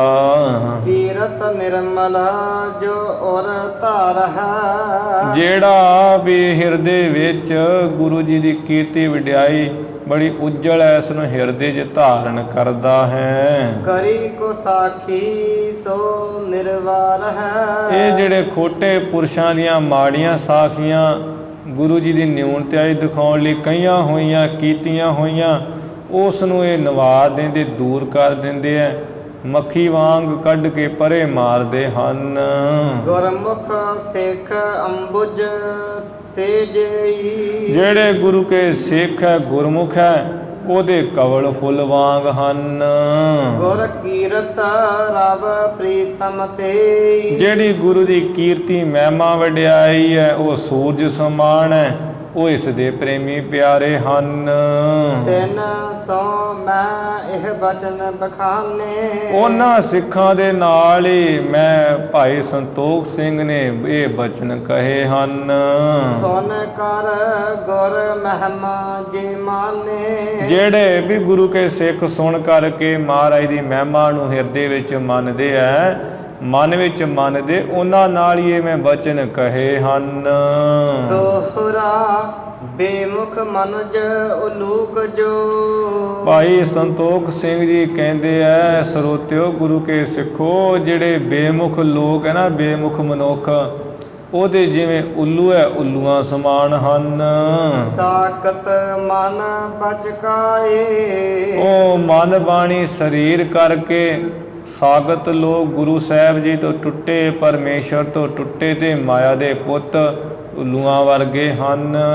ਤਿਨ ਕੇ ਸੰਗ ਨਾ ਬਹਿਸ ਹਾਂ। ਮੈਂ ਉਹਨਾਂ ਸਾਗਤਾਂ ਟੁੱਟੇ ਹੋਇਆਂ ਦੇ ਨਾਲ ਮੈਂ ਭਾਈ ਸੰਤੋਖ ਸਿੰਘ ਬਹਿਸ ਨਹੀਂ ਕਰਦਾ, ਮੈਂ ਉਹਨਾਂ ਨਾਲ ਝਗੜਾ ਨਹੀਂ ਕਰਦਾ। ਨਹ ਕਛ ਕਹਾਂ ਅਲਾਏ। ਨਾ ਕੁਝ ਬਚਨ ਕਰਕੇ ਉਹਨਾਂ ਨੂੰ ਕਹਿਣਾ ਹਾਂ ਵੀ ਤੁਸੀਂ ਆ ਮੰਨੋ ਮੇਰੀਆਂ ਕਹੀਆਂ ਹੋਈਆਂ ਸਾਖੀਆਂ, ਕਿਉਂਕਿ ਉਹ ਮਨਮੁਖ ਲੋਕ ਮੰਨਦੇ ਨਹੀਂ ਹੁੰਦੇ। ਜੋ ਪਈ ਜੋ ਸਾਖਤ ਮਤ ਜਗਤ ਕੇ ਮਾਹੀ। ਇਸ ਸੰਸਾਰ ਦੇ ਵਿੱਚ ਜਿਹੜੇ ਸਾਖਤ ਮਾਇਆ ਦੇ ਪੁੱਤ ਰੱਬ ਤੋਂ ਟੁੱਟੇ ਹੋਏ ਵਾਲੀ ਮਤ ਵਾਲੇ ਹਨ, ਜੋ ਚਿਤ ਸਮਝਤ ਸੋ ਕਦਾਚਿਤ ਨਾਹੀ। ਉਹਨਾਂ ਨੂੰ ਕਿੰਨਾ ਵੀ ਸਮਝਾਓ ਚਿੱਤ ਵਿੱਚ ਕਦੇ ਸਮਝਦੇ ਨਹੀਂ ਹੈ, ਉਹਨਾਂ ਨੂੰ ਨਾਲ ਰਲਾਓ ਰਲਦੇ ਨਹੀਂ ਹੁੰਦੇ। ਉਹ ਤੇ ਸਗੋਂ ਅੱਗੇ ਵਿਗੜ ਤਿਗੜ ਕੇ ਹੋਰ ਦਲੀਲਾਂ ਕੱਢ ਕੱਢ ਮਾਰਦੇ ਹੈ। ਤਾਂ ਹੀ ਗੁਰੂ ਸਾਹਿਬ ਜੀ ਨੇ ਬਚਨ ਕਿਹਾ ਹੈ, ਮਨਮੁਖ ਲੋਕ ਸਮਝਾਈਐ ਕਦੋਂ ਸਮਝਾਇਆ ਜਾਏ, ਮਨਮੁਖ ਰਲਾਇਆ ਨਾ ਰਲੈ ਪਿਆ ਕਿਰਤ ਫਿਰਾਏ। ਇਹ ਮਨਮੁਖ ਨੂੰ ਜੇ ਸਮਝਾਈਏ ਭਰਾਵਾ ਤੂੰ ਇਵੇਂ ਨਾ ਕਰ, ਇਹਦੇ ਵਿੱਚ ਤੇਰਾ ਨੁਕਸਾਨ ਹੈ, ਮਹਾਰਾਜ ਕਹਿੰਦੇ ਉਹ ਕਦੋਂ ਸਮਝਾਇਆ ਜਾਂਦਾ, ਉਹ ਸਮਝਦਾ ਹੀ ਨਹੀਂ ਹੈ। ਜੇ ਉਹਨੂੰ ਨਾਲ ਰਲਾਓ ਉਹ ਰਲਦਾ ਨਹੀਂ ਹੈ, ਕਿਉਂਕਿ ਉਹਦੇ ਮੱਥੇ 'ਤੇ ਲੇਖ ਹੀ ਮਾੜੇ ਪਏ ਹੋਏ। ਕਿਸੇ ਨੂੰ ਕਹਿ ਕੇ ਵੇਖ ਲਓ ਅੱਜ ਦਾ ਨਾ ਕਰ, ਆ ਨਾ ਨਸ਼ਾ ਕਰ, ਹੋਊਗਾ ਮੈਂ ਤਾਂ ਕਰਨਾ ਹੀ ਕਰਨਾ, ਤੂੰ ਜੋ ਮਰਜ਼ੀ ਕਰ, ਮੈਂ ਇਸੇ ਤਰ੍ਹਾਂ ਰਹਿਣਾ। ਅੱਗੋਂ ਉਲਟਾ ਹੋ ਕੇ ਪਊ, ਮੰਨੂਗਾ ਨਹੀਂ ਕਦੀ। ਇਸੇ ਕਰਕੇ ਉਹ ਕਹਿ ਰਹੇ ਭਾਈ ਸੰਤੋਖ ਸਿੰਘ ਜੀ ਵੀ ਮੈਂ ਇਹੋ ਜਿਹੇ ਜਿਹੜੇ ਨਿੰਦਕ ਲੋਕ ਮਹਾਰਾਜ ਦੇ ਉਲਟੀਆਂ ਸਾਖੀਆਂ ਸੁਣਾਉਣ ਵਾਲੇ ਅੱਜ ਕੱਲ੍ਹ ਦੇ ਵਿਦਵਾਨ ਵੀ ਇਹੋ ਜਿਹੇ ਹੈ, ਉਲਟਾ ਇਤਿਹਾਸ ਸੁਣਾਉਂਦੇ ਆ, ਉਲਟੀਆਂ ਹੀ ਗੱਲਾਂ ਕਰਦੇ ਆ, ਅਤੇ ਜੇ ਉਹਨਾਂ ਨੂੰ ਸਮਝਾ ਕੇ ਵੇਖ ਲਓ ਮੰਨਦੇ ਨਹੀਂ ਹੈ। ਰੋਜ਼ ਜਾਂ ਨੇਕੀ ਵਰਗੇ ਕਈ ਕੁਝ ਗੁਰੂ ਘਰਾਂ ਨੂੰ ਬੋਲਦੇ ਆ, ਉਹਨੂੰ ਸਮਝਾਉਣ ਤੁਰ ਪੋ ਕਦੀ ਨਹੀਂ ਸਮਝੇਗਾ। ਮੂਰਖ ਗੰਢ ਪਵੈ ਮੋਹਿ ਮਾਰ, ਮੂਰਖ ਨੂੰ ਤਾਂ ਡੰਡਾ ਹੀ ਹੈ ਜਾਂ ਡਾਂਗ ਹੈ ਜਾਂ ਚਪੇੜ ਹੈ, ਉਹਦੇ ਨਾਲ ਹੀ ਉਹ ਸੁਧਰ ਸਕਦਾ, ਉੱਦਾਂ ਨਹੀਂ ਸੁਧਰ ਸਕਦਾ। ਜਾਂ ਉਹਦੇ ਮੂੰਹ 'ਚ ਕੋਈ ਟੁੱਕ ਦਿੱਤਾ ਜਾਵੇ ਖਾਣ ਪੀਣ ਨੂੰ ਤਾਂ ਉਹ ਚੁੱਪ ਕਰ ਸਕਦਾ, ਉੱਦਾਂ ਨਹੀਂ। ਇਸੇ ਕਰਕੇ ਕਹਿੰਦੇ ਆ ਵੀ ਜਿਹੜੇ ਸਾਖਤ ਲੋਕ ਹੈ ਨਾ ਗੁਰੂ ਮਹਾਰਾਜ ਤੋਂ ਟੁੱਟੇ ਹੋਏ, ਮੈਂ ਸਾਧ ਸੰਗਤ ਜੀ ਉਹਨਾਂ ਨੂੰ ਨਾਲ ਝਗੜਾ ਨਹੀਂ ਕਰਦਾ ਹਾਂ, ਮੈਂ ਉਹਨਾਂ ਨੂੰ ਕੁਝ ਕਹਿੰਦਾ ਵੀ ਨਹੀਂ ਆ ਕਿ ਮੇਰਾ ਬਚਨ ਮੰਨੋ, ਕਿਉਂਕਿ ਉਹ ਸਾਖਤ ਲੋਕ ਜਿਹੜੇ ਸੰਸਾਰ ਵਿੱਚ ਹੈ ਉਹ ਕਦੀ ਚਿੱਤ ਵਿੱਚ ਸਮਝਦੇ ਨਹੀਂ ਹੈ, ਕਿੰਨਾ ਵੀ ਉਹਨਾਂ ਨੂੰ ਸਮਝਾਓ। ਜੇ ਬਿਦ ਆਪ ਆਨ ਸਮਝਾਵੇ। ਭਾਈ ਸੰਤੋਖ ਸਿੰਘ ਜੀ ਕਹਿੰਦੇ ਆ, ਕਹਿੰਦੇ ਮੇਰੀ ਤੇ ਕੀ ਗੱਲ ਹੈ, ਜੇ ਉਹਨਾਂ ਨੂੰ ਬ੍ਰਹਮਾ ਵੀ ਸਮਝਾਵੇ ਨਾ ਆ ਕੇ ਕਿ ਜਿਸ ਬ੍ਰਹਮਾ ਨੇ ਸਰੀਰ ਬਣਾਏ ਪਰਮੇਸ਼ਰ ਦੀ ਆਗਿਆ ਨਾਲ, ਕੋਟ ਬ੍ਰਹਮੈ ਜਗ ਸਾਜਣ ਕੋ ਲਾਏ। ਜੇ ਕਰੋੜਾਂ ਬ੍ਰਹਮਣ ਜਿਹੜੇ ਪਰਮੇਸ਼ਰ ਨੂੰ ਸਾਜ ਰਹੇ ਆ, ਬਣਾ ਰਹੇ ਆ, ਜੋ ਬ੍ਰਹਮਾ ਵੀ ਆ ਕੇ ਇਹੋ ਜਿਹੇ ਟੁੱਟੇ ਹੋਏ ਲੋਕਾਂ ਨੂੰ ਸਮਝਾਵੇ ਤੇ ਉਹ ਮੰਨ ਨਹੀਂ ਸਕਦੇ। ਜਿਵੇਂ ਭਗਤ ਜੀ ਦਾ ਬਚਨ ਆਉਂਦਾ ਹੈ, ਛਾੜ ਕੁਚਰਚਾ ਆਨ ਨਾ ਜਚ ਹੈ, ਛਾੜ ਕੁਚਰਚਾ ਆਨ ਨਾ ਜਨ ਹੈ, ਬ੍ਰਹਮਾ ਹੂੰ ਕੋ ਕਹਿਓ ਨਾ ਮਨ ਹੈ। ਕਹਿੰਦੇ ਵੀ ਉਹ ਕੁਚਰਚਾ ਜਿਹੜੀ ਹੈਗੇ ਨਾ ਖੋਟੀਆਂ ਗੱਲਾਂ, ਹੁਜਤਬਾਜ਼ੀ ਅੱਗੋਂ ਭਿੜਨਾ, ਉਹਨੂੰ ਛੱਡ ਕੇ ਹੋਰ ਕੁਝ ਨਹੀਂ ਉਹ ਜਾਣਦੇ। ਅਤੇ ਬ੍ਰਹਮਾ ਹੂ ਕੋ ਕਹਿਓ ਨਾ ਮਨ ਹੈ, ਜਿਸ ਬ੍ਰਹਮਾ ਨੇ ਉਹਨਾਂ ਦਾ ਸਰੀਰ ਬਣਾਇਆ, ਜੇ ਉਹਨਾਂ ਨੂੰ ਉਹ ਵੀ ਸਮਝ ਆਵੇ ਉਹ ਸਮਝ ਨਹੀਂ ਸਕਦੇ।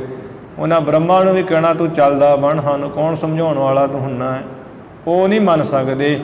ਇਸੇ ਤਰ੍ਹਾਂ ਕਹਿੰਦੇ ਆ ਵੀ ਜੇ ਇਹੋ ਜਿਹੇ ਲੋਕਾਂ ਨੂੰ ਆ ਕੇ ਟੁੱਟੇ ਹੋਇਆਂ ਨੂੰ, ਝੂਠਿਆਂ ਕੂੜੇ ਵਿਦਵਾਨਾਂ ਨੂੰ ਆ ਕੇ ਇਹ ਬ੍ਰਹਮਾ ਵੀ ਆ ਕੇ ਸਮਝਾਵੇ ਵੀ ਵੇਖੋ ਜਿਹੜੀ ਸਾਖੀ ਤੂੰ ਕਹਿ ਰਿਹਾ ਇਹ ਸਾਖੀ ਨਹੀਂ ਹੈ, ਜਿਹੜਾ ਤੂੰ ਇਤਿਹਾਸ ਸੁਣਾ ਰਿਹਾ ਇਹ ਉਹ ਨਹੀਂ ਹੈ, ਉਹਦੇ ਗੁਰੂ ਮਹਾਰਾਜ ਦੀਆਂ ਸਾਖੀਆਂ ਹੋ ਰਹੀ ਹਨ ਤੇ ਉਹ ਸਮਝਦਾ ਨਹੀਂ ਹੈ। ਨਹ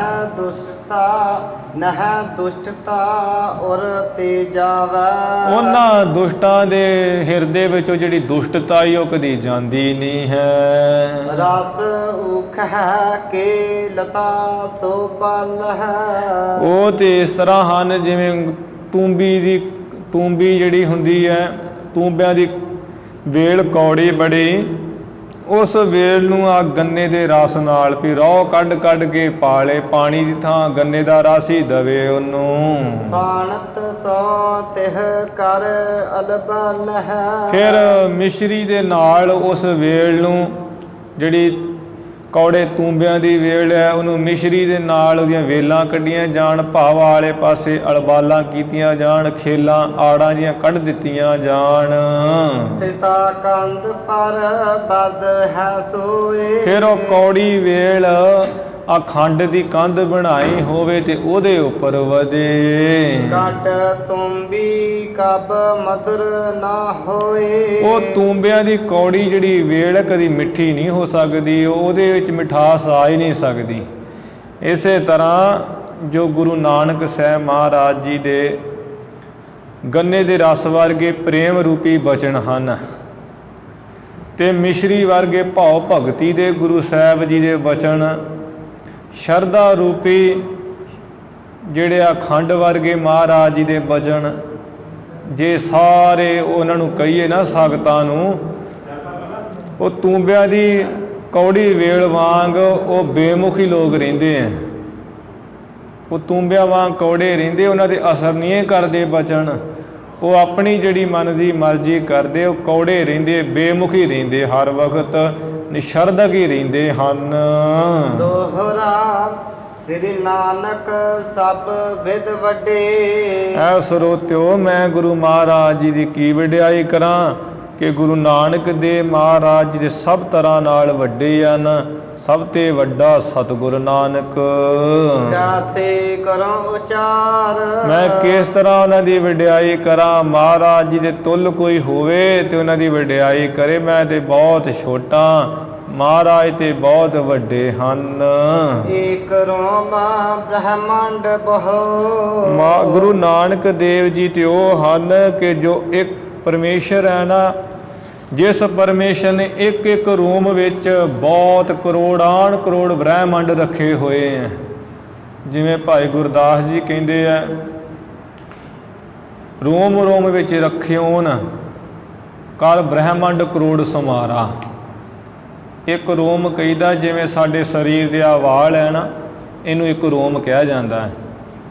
ਜਿਹੜੇ ਆ ਕਿੰਨੇ ਵਾਲ ਹੈ, ਬਾਂਹ ਦੇ ਵੇਖੋ ਕਿੰਨੇ ਰੋਮ ਆਪਾਂ ਗਿਣ ਹੀ ਨਹੀਂ ਸਕਦੇ। ਪਰਮੇਸ਼ਰ ਦੇ ਇੱਕ ਇੱਕ ਰੋਮ 'ਚ ਕਰੋੜਾਨ ਕਰੋੜ ਬ੍ਰਹਿਮੰਡ ਹੈ, ਅੰਤ ਕੋਈ ਨਹੀਂ ਹੈ।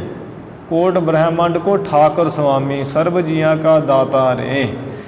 ਜੋ ਇੱਕ ਪਰਮੇਸ਼ਰ ਹੈ, ਜਿਸ ਨੇ ਆਪਣੇ ਇੱਕ ਇੱਕ ਰੂਮ ਵਿੱਚ ਬਹੁਤ ਕਰੋੜਾਨ ਕਰੋੜ ਬ੍ਰਹਿਮੰਡ ਰੱਖੇ ਹੋਏ ਹੈ। ਤਿਹ ਲੀਨਾ ਅਵਤਾਰ। ਉਸ ਪਰਮਾਤਮਾ ਨੇ, ਉਸ ਪਰਮੇਸ਼ਰ ਨੇ ਗੁਰੂ ਨਾਨਕ ਸਾਹਿਬ ਜੀ ਦਾ ਸਰੀਰ ਧਾਰਨ ਕਰਕੇ ਅਵਤਾਰ ਲਿਆ ਹੈ। ਜੋ ਪਈ ਸਿੱਧਨਾਥ ਜੇ ਜਤੀ ਕਹਾਵਹਿ। ਭਾਵੇਂ ਕਿ ਜਿਹੜੇ 84 ਸਿੱਧ ਹਨ, 9 ਨਾਥ ਹੈ ਤੇ 6 ਜਤੀ ਜਿਹੜੇ ਕਹਾਉਂਦੇ ਹੈ। ਅਮਰ ਭਏ ਮ੍ਰਿਤ ਤੇ ਨਾ ਡਰਾਵਹਿ। ਉਹ ਅਮਰ ਹੋ ਗਿਆ, ਮੌਤ ਤੋਂ ਉਹ ਨਹੀਂ ਡਰਦੇ। ਔਰ ਅਚਾਰਜ ਬਹੁ ਮਤ ਕੇ। ਹੋਰ ਵੀ ਬਹੁਤ ਮਤਾਂ ਦੇ ਕਈ ਆਚਾਰੀਏ ਹੋਏ ਹੈ, ਜਿਹੜੇ ਪ੍ਰਚਾਰਕਾਂ ਦੇ ਸ਼ੰਕਰਾਚਾਰੀਆ ਜੀ ਵਰਗੇ। ਅਨੇਕ ਕਲਪਨਾ ਥਾਪਹਿ ਜੇ। ਜੋ ਅਨੇਕਾਂ ਕਲਪਨਾ ਕਰਦੇ, ਕਪੋਲ ਕਲਪਨਾ ਹੀ ਜਿਹੜੇ ਥਾਪਦੇ ਕਰਦੇ ਰਹਿੰਦੇ ਹਨ। ਪੀਰਨ ਪੀਰ ਔਲੀਆ ਸਾਰੇ। ਫਿਰ ਪੀਰਾਂ ਦੇ ਪੀਰ ਜਿਹੜੇ ਵੱਡੇ ਪੀਰ ਹੈ ਤੇ ਸਾਰੇ ਔਲੀਏ, ਜਿਨ੍ਹਾਂ ਨੂੰ ਆ ਪਰਮੇਸ਼ਰ ਖੁਦਾ ਵੱਲੋਂ ਪੈਗਾਮ ਆਉਂਦਾ ਹੈ। ਗਿਣ ਕਰ ਕੌਣ ਪਾਏ ਹੈ ਪਾਰੇ। ਵੀ ਉਹਨਾਂ ਨੂੰ ਗਿਣ ਕਰਕੇ ਕੌਣ ਜਿਹੜਾ ਪਾਰਾਵਾਰ ਪਾ ਸਕਦਾ, ਪਾਇਆ ਨਹੀਂ ਜਾ ਸਕਦਾ। ਇਹ ਤੇ ਬੇਅੰਤੀ ਹਨ ਔਲੀਏ ਪੀਰ। ਇਨ ਕੋ ਮਾਨ ਤਿਮ ਘਨ ਸਾਂਝੂ। ਇਹਨਾਂ ਦਾ ਜਿਹੜਾ ਮਾਣ ਹੈ ਉਹ ਤੇ ਐਵੇਂ ਜਿਵੇਂ ਸੰਧਿਆ ਦੇ ਸਮੇਂ ਸ਼ਾਮ ਦੇ ਵੇਲੇ ਬੜਾ ਗਾੜਾ ਹਨੇਰਾ ਹੋਇਆ ਹੋਵੇ ਸੰਘਣਾ। ਅਧਿਕ ਦੰਬ ਸੋ ਉੱਡ ਗਨ ਰਾਜੂ। ਬਹੁਤ ਆ ਜਿਹੜਾ ਪਖੰਡ ਭਾਰੀ, ਸਮੂਹ ਤਾਰਿਆਂ ਵਾਂਗ ਚੰਦਰਮਾ ਦੇ ਸਮਾਨ ਫੈਲਿਆ ਹੋਇਆ ਹੈ। ਕਲਾ ਵਿਸਾਲਨ ਕੇ ਬਲ ਜੇਤੇ, ਆ ਜਿੰਨੇ ਵੀ ਬਹੁਤ ਸ਼ਕਤੀਆਂ ਵਾਲੇ ਤੇ ਬਲੀ ਹਨ। ਤਾਰੇ ਬ੍ਰਿੰਦਨ ਚਮਕਤ ਤੇਤੇ, ਇਹ ਜਿਹੜੇ ਸਮੂਹ ਤੇ ਦੱਸੇ ਐ ਜਿਵੇਂ ਤਾਰੇ ਹੈ ਨਾ, ਸਮੂਹ ਬੇਅੰਤ ਜਿਵੇਂ ਤਾਰੇ ਚਮਕਦੇ ਇਸ ਤਰ੍ਹਾਂ ਇਹ ਚਮਕ ਰਹੇ ਸਨ। ਨਿਸਾ ਘੋਰ ਕਲ ਕੀਨ ਕੁਚਾਲੇ, ਜਿਹੜੀ ਆ ਕਲਯੁਗ ਨੇ ਆ ਖੋਟੀ ਰੀਤੀ ਖੋਟੀ ਚਾਲ ਸ਼ੁਰੂ ਕੀਤੀ ਹੋਈ ਸੀ, ਇਹ ਬੜੀ ਭਿਆਨਕੀ ਘੋਰੀ ਗਾੜੀ ਜਿਹੜੀ ਰਾਤ ਸੀ। ਦਸ ਕਰ ਫਿਦੰਬੀ ਫਿਰਤ ਸਖਾਲੇ, ਜਿਸ ਆ ਭਿਆਨਕ ਰਾਤ ਵਿੱਚ ਜਿਹੜੇ ਪਖੰਡੀ ਤੇ ਚੋਰ ਸਨ ਬੜੇ ਸੁਖਾਲੇ ਸੌਖੇ ਫਿਰ ਤੁਰ ਰਹੇ ਸਨ, ਕੋਈ ਪਰਵਾਹ ਨਹੀਂ ਸੀ। ਦੋਹਰਾ ਮਤ ਜੇ ਅਨੇਕ ਚਕੋਰ ਗਾਨਾ, ਜਿਹੜੇ ਆ ਅਨੇਕਾਂ ਮਤ ਮਤਾਂਤਰ ਸਨ ਇਹ ਸੰਸਾਰ ਸਮੁੰਦਰ ਤੇ ਕਲਯੁਗ ਦੇ ਸਮੇਂ ਵਿੱਚ ਇਹਦੇ ਸਮੂਹ ਚਕੋਰਾਂ ਸਨ। ਹਰ ਖਤ ਮਿਲਾ ਸਮਾਜ, ਬੜਾ ਖੁਸ਼ ਹੋ ਕੇ ਇਹ ਸਮਾਜ ਮਿਲਿਆ ਸੀ, ਇਕੱਤਰ ਹੋਇਆ ਸੀ। ਕਲ ਮਲਕ ਮਦ ਪਰਫੁਲਹੀ, ਜਿਹੜੇ ਪਾਪ ਹੈ ਪਾਪੀ ਲੋਕ ਕਵੀਆਂ ਵਰਗੇ ਬੜੇ ਪ੍ਰਫੁੱਲਤ ਹੋ ਰਹੇ ਸੀ, ਉਹਨਾਂ ਦੀਆਂ ਜੈ ਜੈਕਾਰਾਂ ਹੋ ਰਹੀਆਂ ਸਨ। ਪਾਪੀ ਸਾਰੇ ਚੜ੍ਹਦੀ ਕਲਾ ਵਿੱਚ ਜਾ ਰਹੇ ਸੀ। ਤਾਲ ਪਾਏ ਕਲ ਰਾਜ, ਕਲਯੁਗ ਦਾ ਜਿਹੜਾ ਰਾਜ ਹੈ ਇਹ ਕਲਯੁਗ ਦੇ ਰਾਜ ਰੂਪੀ ਤਲਾਅ ਨੂੰ ਪਾ ਕੇ ਪਾਪਾਂ ਰੂਪ ਜਿਹੜੇ ਪਾਪੀ ਹੈ ਉਹ ਕਵੀਆਂ ਵਾਂਗ ਖਿੜ ਰਹੇ ਸਨ। ਚੌਪਈ ਸ੍ਰੀ ਨਾਨਕ ਸੂਰਜ ਪ੍ਰਕਾਸ਼ੇ, ਫਿਰ ਜਦੋਂ ਕਲਯੁਗ ਦੇ ਸਮੇਂ ਦੀ ਖੋਟੀ ਚਾਲ ਨੂੰ ਵੇਖ ਕੇ ਪਰਮੇਸ਼ਰ ਰੂਪ ਸ੍ਰੀ ਗੁਰੂ ਨਾਨਕ ਦੇਵ ਮਹਾਰਾਜ ਆ ਸੂਰਜ ਵਾਂਗ ਪ੍ਰਕਾਸ਼ੇ ਪ੍ਰਗਟ ਹੋਏ। ਪਾਸ਼ਲ ਗਿਣਤੀ ਸਕਲ ਬਿਨਾਸੇ, ਆ ਪਿੱਛੇ ਜੋ ਗਿਣਤੀ ਕਰਾਈ ਹੈ ਇਹ ਸਾਰੇ ਵਿਨਾਸ਼ ਹੋ ਗਏ, ਨਾਸ ਹੋ ਗਏ। ਜਿਸ ਤਰ੍ਹਾਂ ਸੂਰਜ ਚੜੇ ਤੇ ਉੱਲੂਆਂ ਨੂੰ ਮੌਤ ਪੈ ਜਾਂਦੀ ਹੈ, ਉੱਲੂ ਅੰਨੇ ਹੋ ਜਾਂਦੇ ਹੈ, ਚੋਰ ਨੱਠ ਜਾਂਦੇ ਹੈ, ਪਖੰਡੀ ਨੱਠ ਜਾਂਦੇ ਹੈ, ਜਿਹੜੀ ਰਾਤ ਗਾੜੀ ਉਹ ਵੀ ਚਲੀ ਜਾਂਦੀ ਹੈ, ਤਾਰੇ ਛੁਪ ਜਾਂਦੇ ਹੈ, ਚੰਦਰਮਾ ਛੁਪ ਜਾਂਦਾ ਹੈ, ਚਕੋਰਾਂ ਨੂੰ ਜਿਹੜਾ ਹੈ ਦੁੱਖ ਹੋਣ ਲੱਗ ਪੈਂਦਾ ਹੈ। ਇਸ ਤਰ੍ਹਾਂ ਇਹ ਸਾਰੇ ਜਿਹੜੇ ਪਿਛਲੇ ਗਿਣਾਏ ਹੈ ਇਹ ਸਭ ਵਿਨਾਸ਼ ਹੋ ਗਏ। ਜਿਵੇਂ ਭਾਈ ਗੁਰਦਾਸ ਜੀ ਨੇ ਲਿਖਿਆ ਹੈ, ਸਤਿਗੁਰੂ ਨਾਨਕ ਪ੍ਰਗਟਿਆ ਮਿੱਟੀ ਧੁੰਦ ਜਗ ਚਾਨਣ ਹੋਆ, ਜੋ ਕਰ ਸੂਰਜ ਨਿਕਲਿਆ ਤਾਰੇ ਛਪੇ ਅੰਧੇਰ ਪਲੋਆ, ਸਿੰਘ ਬੁਕੇ ਮਿਰਗਾਵਲੀ ਭੰਨੀ ਜਾਇ ਨਾ ਧੀਰ ਧਰੋਆ, ਜਿੱਥੇ ਬਾਬਾ ਪੈਰ ਧਰਿਆ ਪੂਜਾ ਆਸਣ ਥਾਪਣ ਸੋਆ। ਗੁਰੂ ਨਾਨਕ ਸਾਹਿਬ ਜੀ ਜਦੋਂ ਸੂਰਜ ਵਾਂਗ ਪ੍ਰਗਟ ਹੋਏ ਹੈ ਇਹ ਸਾਰੇ ਦੰਭੀ ਪਖੰਡੀ ਲੋਭੀ ਲਾਲਚੀ ਚੋਰ ਯਾਰ ਠੱਗ ਇੱਕ ਰਾਜੇ ਕਸਾਈ ਕੁੱਤੇ ਕਾਜੀ ਆਦਿਕ ਸਾਰਿਆਂ ਨੂੰ ਮੌਤ ਪੈ ਗਈ, ਸਭ ਵਿਨਾਸ਼ ਹੋ ਗਏ। ਭਏ ਸੰਤ ਅਰਬਿੰਦ ਸੁਖਾਰੇ, ਜਿਹੜੇ ਸੰਤ ਸਨ ਉਹ ਕਵਲ ਫੁੱਲ ਵਰਗੇ ਉਹ ਸੁਖਾਲੇ ਹੋ ਗਏ।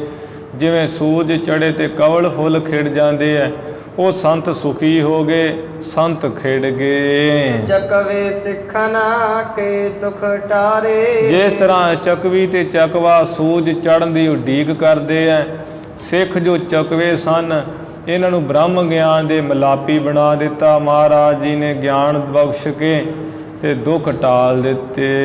ਆਤਪ ਭਗਤ ਬਿਰਾਜੀ ਜਹ ਤਹ, ਮਹਾਰਾਜ ਜੀ ਦੇ ਪ੍ਰਗਟ ਹੋਣ ਨਾਲ ਜਿੱਥੇ ਕਿੱਥੇ ਵੀ ਭਗਤੀ ਰੂਪੀ ਜਿਹੜੀ ਧੁੱਪ ਉਹ ਬਿਰਾਜ ਗਈ, ਪ੍ਰਗਟ ਹੋ ਗਈ, ਚੜ ਗਈ। ਗਿਆਨ ਤੇਜ ਹੈ ਨਿਰਮਲ ਜਿਹ ਮਹਿ, ਜਿਸ ਭਗਤੀ ਰੂਪੀ ਧੁੱਪ ਦੇ ਵਿੱਚ ਗਿਆਨ ਜਿਹੜਾ ਨਿਰਮਲ ਗਿਆਨ ਬ੍ਰਹਮ ਗਿਆਨ ਇਹ ਤੇਜ ਹੈ। ਐਸੇ ਗੁਰ ਕੇ ਨਿੰਦਕ ਜੇਈ, ਐਸੇ ਜੋ ਗੁਰੂ ਨਾਨਕ ਦੇਵ ਮਹਾਰਾਜ ਜੀ ਹਨ ਮਹਾਨ, ਇਹਨਾਂ ਦੀ ਜੋ ਨਿੰਦਿਆ ਕਰਨ ਵਾਲੇ ਜਿਹੜੇ ਨਿੰਦਕ ਸੀ, ਸਮ ਉਲੂਕ ਦੁਖ ਪਾਵਹਿ ਤੇਈ, ਉਹ ਉੱਲੂਆਂ ਵਰਗੇ ਬੜੇ ਦੁੱਖ ਪਾਉਂਦੇ ਹੈ। ਗੁਰੂ ਨਾਨਕ ਦੇਵ ਮਹਾਰਾਜ ਸੱਚੇ ਪਾਤਸ਼ਾਹ ਸੂਰਜ ਸਮਾਨ, ਜਿਵੇਂ ਸੂਰਜ ਚੜ੍ਹੇ ਤੇ ਉੱਲੂ ਨੂੰ ਦੁੱਖ ਹੁੰਦਾ ਹੈ, ਇਸੇ ਤਰ੍ਹਾਂ ਨਿੰਦਕ ਲੋਕ ਉੱਲੂਆਂ ਸਮਾਨ ਬੜਾ ਦੁੱਖ ਪਾਉਣ ਲੱਗੇ, ਦੁੱਖ ਪਾ ਰਹੇ ਹਨ ਹੁਣ ਵੀ। ਦੇਵ ਸਹੰਸਰ ਬਰਖ ਪ੍ਰਮਾਨਾ। ਉਹ ਜਿਹੜੇ ਇਹੋ ਜਿਹੇ ਨਿੰਦਕ ਲੋਕ ਨਾ, ਉੱਲੂਆਂ ਵਰਗੇ, ਉਹ ਦਿਵ ਜਿਹੜਾ ਸਾਲ ਹੈ ਉਹਦੇ ਹਜ਼ਾਰਾਂ ਸਾਲਾਂ ਤੱਕ, ਇਹ ਦਿਵ ਸਾਲ ਹੈ ਉਮਰ ਲਿਖੀ ਹੋਈ। ਇੱਥੇ ਹੀ ਗ੍ਰੰਥ ਵਿੱਚ ਅਗਲੇ ਪਾਸੇ ਜਿਹੜਾ 66ਵੇਂ ਅਧਿਆਏ ਵਿੱਚ ਭਾਈ ਸੰਤੋਖ ਸਿੰਘ ਜੀ ਨੇ ਹਜੇ ਹੋਰ ਖੁਲਾਸੇ ਨਾਲ ਲਿਖਣਾ ਹੈ ਦਿਵ ਸਾਲ ਦੇ ਬਾਰੇ। ਜਿਵੇਂ ਸਾਡਾ ਮਨੁੱਖਾਂ ਦਾ 24 ਘੰਟੇ ਹੁੰਦੇ ਉਹਨੂੰ ਦਿਨ ਕਿਹਾ ਜਾਂਦਾ ਹੈ, ਫਿਰ 360 ਦਿਨਾਂ ਦਾ ਜਾਂ 365 ਦਿਨਾਂ ਦਾ ਇੱਕ ਸਾਲ ਹੁੰਦਾ ਸਾਡਾ। ਫਿਰ ਉਮਰ ਲਿਖੀ ਹੈ ਯੁੱਗਾਂ ਦੀ। ਸਤਯੁਗ ਦੀ ਜਿਹੜੀ ਉਮਰ ਹੈ ਉਹ 17,28,000 ਸਤਯੁਗ ਦੀ ਉਮਰ ਸੀ, ਇੰਨੇ ਵਰੇ।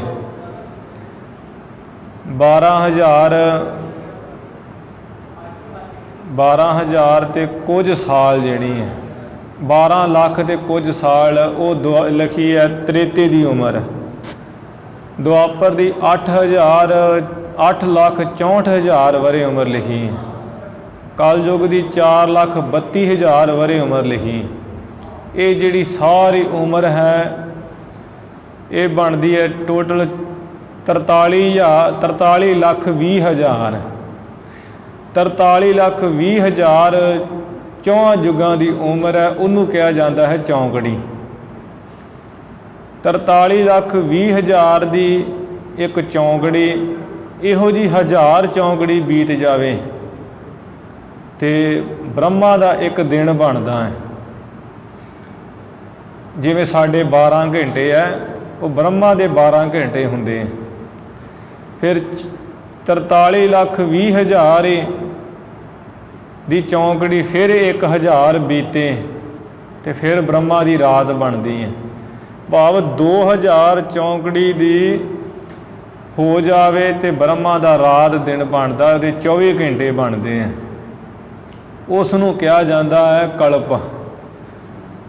ਇਹ ਜਿਹੜਾ ਕਲਪ ਹੈ ਇਹ ਕਲਪਾਂ ਦਾ ਕਲਪ ਦੇਣੇ ਫਿਰ ਜਾ ਕੇ ਹੁੰਦਾ। ਵੇਖ ਲਓ ਕਿੰਨਾ ਹਿਸਾਬ ਗਿਣ ਨਹੀਂ ਸਕਦੇ ਆਪਾਂ।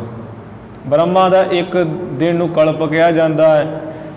ਫਿਰ ਉਸ ਕਲਪ ਨੂੰ, ਕਲਪ ਦੇ 365 ਦਿਨ ਹੋਣ ਜਿਵੇਂ ਸਾਡੇ ਹੁੰਦੇ ਆ, ਉਹ ਕਲਪ ਦਿਨਾਂ ਦੇ 365 ਦਿਨ ਹੋਣ ਤੇ ਇੱਕ ਦਿਵ ਸਾਲ ਬਣਦਾ ਹੈ, ਜਿਹਦੀ ਉਮਰ ਡਾਕਟਰ ਵੀਰ ਸਿੰਘ ਜੀ ਨੇ ਪੋਥੀ ਵਿੱਚ ਹੀ ਅਗਲੇ ਪਾਸੇ ਲਿਖੀ ਹੋਈ ਹੈ।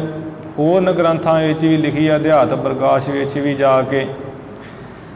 ਇਹ ਸਾਰੀ ਜਿਹੜੀ ਉਮਰ ਹੈ ਜਿਹੜੀ ਦਿਵ ਸਾਲ ਦੀ ਬਣਦੀ, ਜਿੰਨੇ ਵਰੇ ਬਣਦੇ ਆ ਸਾਡੇ 31 ਅਰਬ 31 ਖਰਬ ਤੇ 31 ਅਰਬ 40 ਕਰੋੜ ਇੱਕ ਦਿਵ ਸਾਲ ਬਣਦਾ ਹੈ। ਇੰਨਾ ਜਿਹੜਾ ਇੱਕ ਦਿਵ ਸਾਲ ਵੇਖ ਲਓ ਜਾ ਕੇ ਫਿਰ ਜਾ ਕੇ ਬਣਦਾ ਇੰਨੇ ਸਾਲਾਂ ਦਾ 31 ਖਰਬ 31 ਅਰਬ ਤੇ 40 ਕਰੋੜ ਦਾ।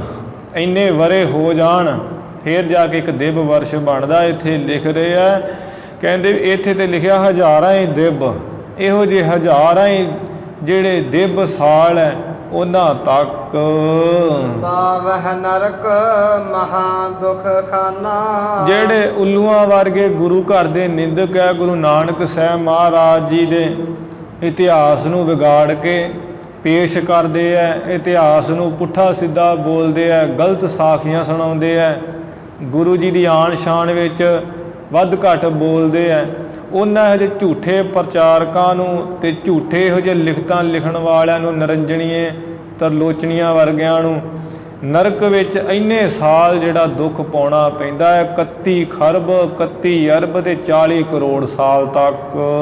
ਤ੍ਰਿਗਤ ਜੋਨ ਪੁਨ ਬਾਰੰਬਾਰਾ। ਉਹ ਤੇ ਇੱਕ ਸਾਲ ਦੀ ਗੱਲ ਕੀਤੀ, ਇੱਥੇ ਹਜ਼ਾਰਾਂ ਵਰਿਆਂ ਦਾ ਕਥਨ ਕੀਤਾ। ਫਿਰ ਜੇ ਜਨਮ ਮਿਲਦਾ ਹੈ ਤੇ ਟੇਢੀਆਂ ਜੂਨਾਂ ਵਿੱਚ ਬਾਰ-ਬਾਰ ਆਉਣਾ ਪੈਂਦਾ ਹੈ। ਟੇਢੀਆਂ ਜੂਨਾਂ ਵਿੱਚ ਉਹ ਨਿੰਦਕ ਪੈਂਦਾ, ਝੂਠਾ ਪ੍ਰਚਾਰਕ ਜਿਹੜਾ ਝੂਠੀਆਂ ਸਾਖੀਆਂ ਗੁਰੂ ਨਾਨਕ ਸਾਹਿਬ ਜੀ ਦੀਆਂ ਉਲਟੀਆਂ ਪੁਲਟੀਆਂ ਬਣਾ ਕੇ ਸੁਣਾਉਂਦਾ ਹੈ। ਜਾਂ ਭਾਈ ਬਾਲੇ ਵਾਲੀ ਜਨਮ ਸਾਖੀ ਵਿੱਚ ਜਿਹੜਾ ਉਹ ਨਰੰਜਣੀਆਂ ਨੇ ਤੇ ਤਰਲੋਚਣੀਆਂ ਨੇ ਉਹ ਪੁੱਠਾ ਇਤਿਹਾਸ ਲਿਖਿਆ ਮਹਾਰਾਜ ਜੀ ਦੇ ਖਿਲਾਫ। ਉਹ ਜਿਹੜਾ ਇਹੋ ਜਿਹਾ ਇਤਿਹਾਸ ਨੂੰ ਮੰਨਦਾ ਹੈ ਸਾਕਤ, ਕਹਿੰਦਾ ਵੀ ਇਹ ਬਿਲਕੁਲ ਸਹੀ ਹੈ, ਉਹ ਫਿਰ ਟੇਢੀਆਂ ਜੂਨਾਂ 'ਚ ਪੈਂਦਾ ਹੈ। ਜਿਹੜੀਆਂ ਟੇਢੀਆਂ ਜੂਨਾਂ ਕਿਹੜੀਆਂ? ਜਿਹੜੀਆਂ ਪੇਟ ਭਾਰ ਤੁਰਦੀਆਂ, ਕੋੜ ਕਿਰਲੀਆਂ, ਮਗਰਮੱਛ, ਸੱਪ, ਹੋਰ ਬਿੱਛੂ ਆਦਿਕ, ਮੱਖੀਆਂ, ਇਹੋ ਜਿਹੀਆਂ ਟੇਢੀਆਂ ਜੂਨਾਂ 'ਚੋਂ ਬਾਰ-ਬਾਰ ਪੈਂਦਾ ਮਨੁੱਖ। ਧਰ ਕਰ ਪਾਵਹਿ ਕਸ਼ਟ ਅਪਾਰਾ।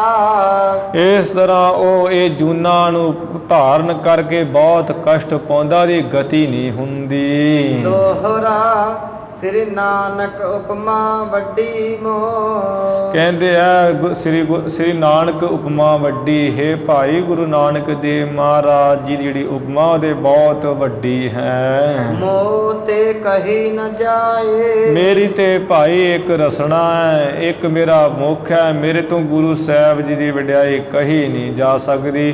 ਗੁਰ ਕੀ ਮਹਿਮਾ ਕਥਨ ਨਾ ਜਾਏ, ਗੁਰੂ ਦੀ ਮਹਿਮਾ ਕਥਨ ਨਹੀਂ ਕੀਤੀ ਜਾ ਸਕਦੀ। ਜੋ ਕੀਟੀ ਗਿਰ ਨਹ ਉੱਠੇ। ਜਿਵੇਂ ਕੋਈ ਕੀੜੀ ਹੋਵੇ, ਉਹ ਚਾਹਵੇ ਵੀ ਮੈਂ ਪਹਾੜ ਨੂੰ ਚੁੱਕ ਲਵਾਂ, ਉਹ ਪਹਾੜ ਨਹੀਂ ਚੁੱਕ ਸਕਦੀ। ਕਰਤ ਅਨੇਕ ਉਪਾਏ। ਜੇ ਉਹ ਅਨੇਕਾਂ ਉਪਾਅ ਹੀਲੇ ਵੀ ਕਰੇ ਵੀ ਨਹੀਂ ਮੈਂ ਤੇ ਚੁੱਕ ਹੀ ਲਵਾਂਗੀ ਪਹਾੜ ਨੂੰ, ਜਾਂ ਹਜ਼ਾਰਾਂ ਕੀੜੀਆਂ ਨੂੰ ਇਕੱਠਿਆਂ ਕਰ ਲਵੇ ਬੜੇ ਤਗੜੇ ਪਹਾੜ ਨੂੰ ਚੁੱਕਣ ਵਾਸਤੇ, ਉਹ ਚੁੱਕ ਨਹੀਂ ਸਕਦੀ ਹੈ ਕੀੜੀਆਂ ਉਸ ਪਹਾੜ ਨੂੰ।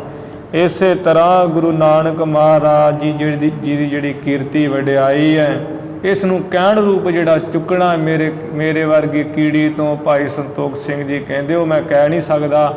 ਮੈਂ ਇਸ ਕੀਰਤੀ ਰੂਪ ਪਹਾੜ ਨੂੰ ਚੁੱਕ ਨਹੀਂ ਸਕਦਾ ਕਹਿਣ ਰੂਪ।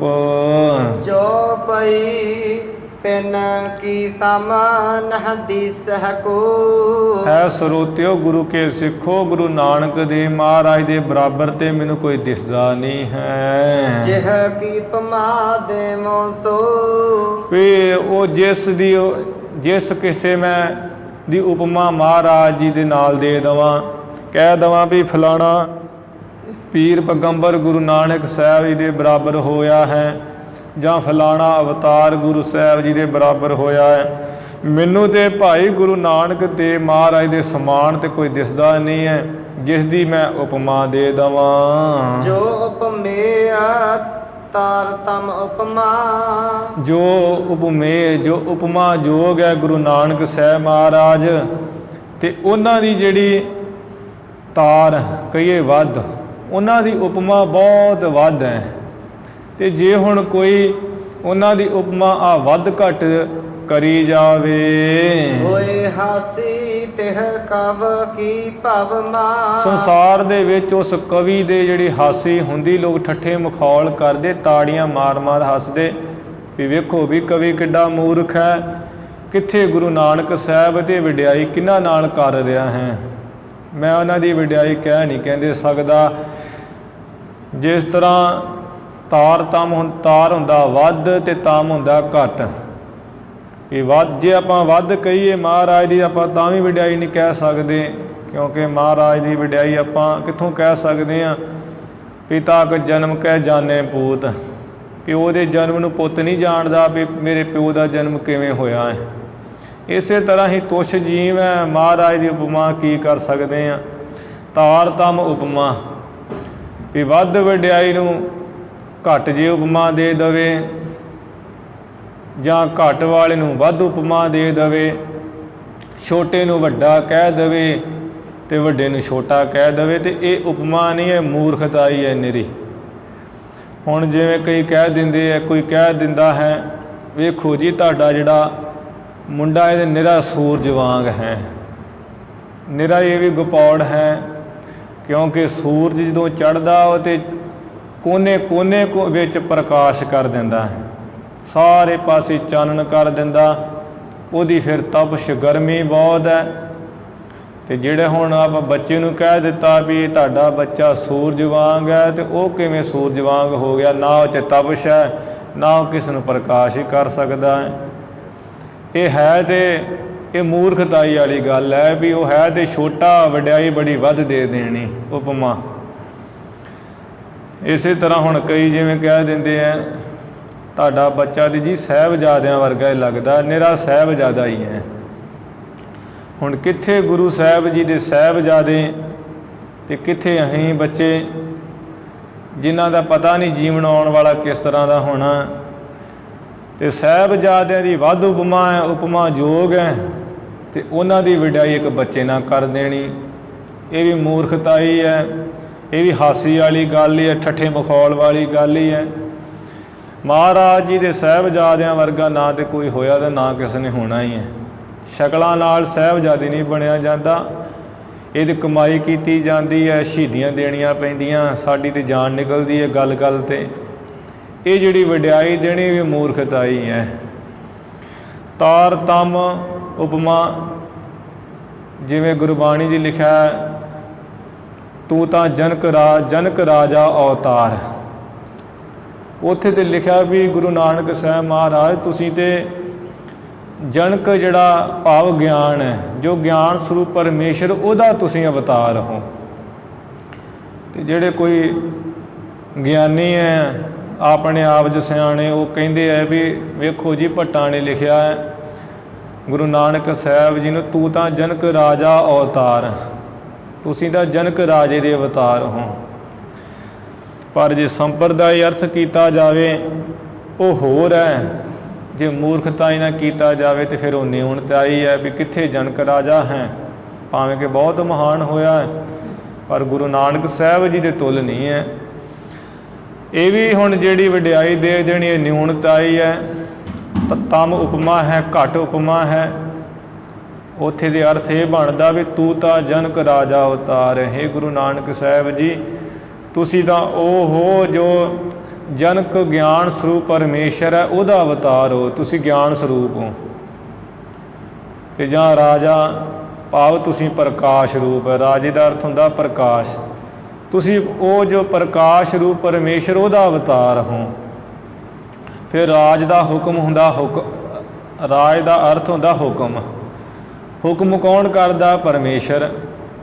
ਮਹਾਰਾਜ ਤੁਸੀਂ ਜੋ ਹੁਕਮੀ ਹੈ ਨਾ ਪਰਮਾਤਮਾ, ਉਸ ਹੁਕਮੀ ਪਰਮਾਤਮਾ ਦੇ ਤੁਸੀਂ ਅਵਤਾਰ ਹੋ।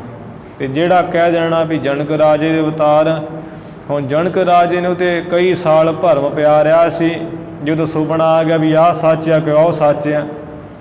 ਤੇ ਫਿਰ ਜਿਹੜੇ ਅਸ਼ਟਾਵਕਰ ਉਹਨਾਂ ਦੇ ਗੁਰੂ ਹੋ ਗਏ, ਜਿਨ੍ਹਾਂ 'ਚ 8 ਵਾਲ ਪੈਂਦੇ ਸੀ, ਉਪਦੇਸ਼ ਕੀਤਾ ਤੇ ਰਾਜੇ ਜਨਕ ਦੇ ਗੁਰੂ ਹੋਏ ਤੇ ਸਿੱਖਿਆ ਦਿੱਤੀ ਤੇ ਗਿਆਨ ਬਖਸ਼ਿਆ ਸੀ। ਉਹਨਾਂ ਨੂੰ ਤੇ ਭਰਮ ਹੋ ਗਿਆ ਸੀ, ਕਈ ਸਾਲ ਭਰਮ ਰਿਹਾ, ਸਾਰੇ ਵਿਦਵਾਨ ਫੜ ਕੇ ਜੇਲ੍ਹਾਂ 'ਚ ਬੰਦ ਕਰ ਦਿੱਤੇ, ਬੰਦੀਖਾਨੇ ਵਿੱਚ। ਤੇ ਗੁਰੂ ਨਾਨਕ ਸਾਹਿਬ ਜੀ ਨੂੰ ਕਿਹੜਾ ਭਰਮ ਪਿਆ ਕਿਤੇ? ਮਹਾਰਾਜ ਜੀ ਨੇ ਤੇ ਸਾਰਿਆਂ ਦੇ ਭਰਮ ਕੱਢੇ ਐ। ਇਸ ਕਰਕੇ ਜਿਹੜੀ ਵੀ ਮਹਾਰਾਜ ਜੀ ਦੀ ਵਡਿਆਈ ਹੈ, ਜੋ ਗੁਰੂ ਨਾਨਕ ਸਾਹਿਬ ਉਪਮਾ ਯੋਗ ਹੈ। ਜੇ ਕੋਈ ਕਵੀ ਉਹਨਾਂ ਨੂੰ ਤਾਰਤਮ ਉਪਮਾ, ਵੱਧ ਘੱਟ ਉਪਮਾ ਦੇਈ ਜਾਵੇ, ਕਦੀ ਵੱਧ ਕਹੀ ਜਾਵੇ, ਕਦੀ ਘੱਟ ਕਹੀ ਜਾਵੇ, ਉਹ ਸੰਸਾਰ ਦੇ ਵਿੱਚ ਉਸ ਕਵੀ 'ਤੇ ਹਾਸੀ ਹੁੰਦੀ, ਠੱਠੇ ਮਖੌਲ ਹੁੰਦੇ, ਤਾੜੀਆਂ ਮਾਰ ਕੇ ਹੱਸਦੇ ਦੂਸਰੇ ਗਿਆਨੀ ਪੁਰਸ਼। ਵੇਖੋ ਵੀ ਆਹ ਕਵੀ ਕਿੱਡਾ ਮੂਰਖ ਬਣਿਆ ਹੈ। ਸ੍ਰੀ ਨਾਨਕ ਜੋ ਹਮਾਰੇ ਸੁਆਮੀ, ਕਿਉਂਕਿ ਜੋ ਸ੍ਰੀ ਗੁਰੂ ਨਾਨਕ ਦੇਵ ਮਹਾਰਾਜ ਤੇ ਸਾਡੇ ਸੁਆਮੀ ਮਾਲਕ ਹਨ। ਜੋਸ ਸੋਸ ਹੈ ਅੰਤਰਜਾਮੀ, ਮਹਾਰਾਜ ਜੀ ਤੇ ਐਸੇ ਹੈ ਵੀ ਜੈਸੇ ਉਹ ਹੈ ਉਹ ਤੈਸੇ ਹੀ ਹੈ, ਤੇ ਅੰਤਰਜਾਮੀ ਹੈ। ਜੈਸਾ ਤੂੰ ਤੈਸਾ ਤੂੰ ਹੀ, ਕਿਆ ਉਪਮਾ ਦੀਜੈ। ਮਹਾਰਾਜ ਜਿਸ ਤਰ੍ਹਾਂ ਦੇ ਤੁਸੀਂ ਉਸੇ ਤਰ੍ਹਾਂ ਦੇ ਹੀ ਹੋ, ਤੁਹਾਡੀ ਉਪਮਾ ਕਿਹਦੇ ਨਾਲ ਦਿੱਤੀ ਜਾਵੇ? ਫਿਰ ਤੁਸੀਂ ਅੰਤਰਜਾਮੀ ਹੋ। ਤੇ ਅੰਤਰਜਾਮਤਾ ਸਭ ਦੇ ਪਾਸ ਨਹੀਂ ਹੁੰਦੀ।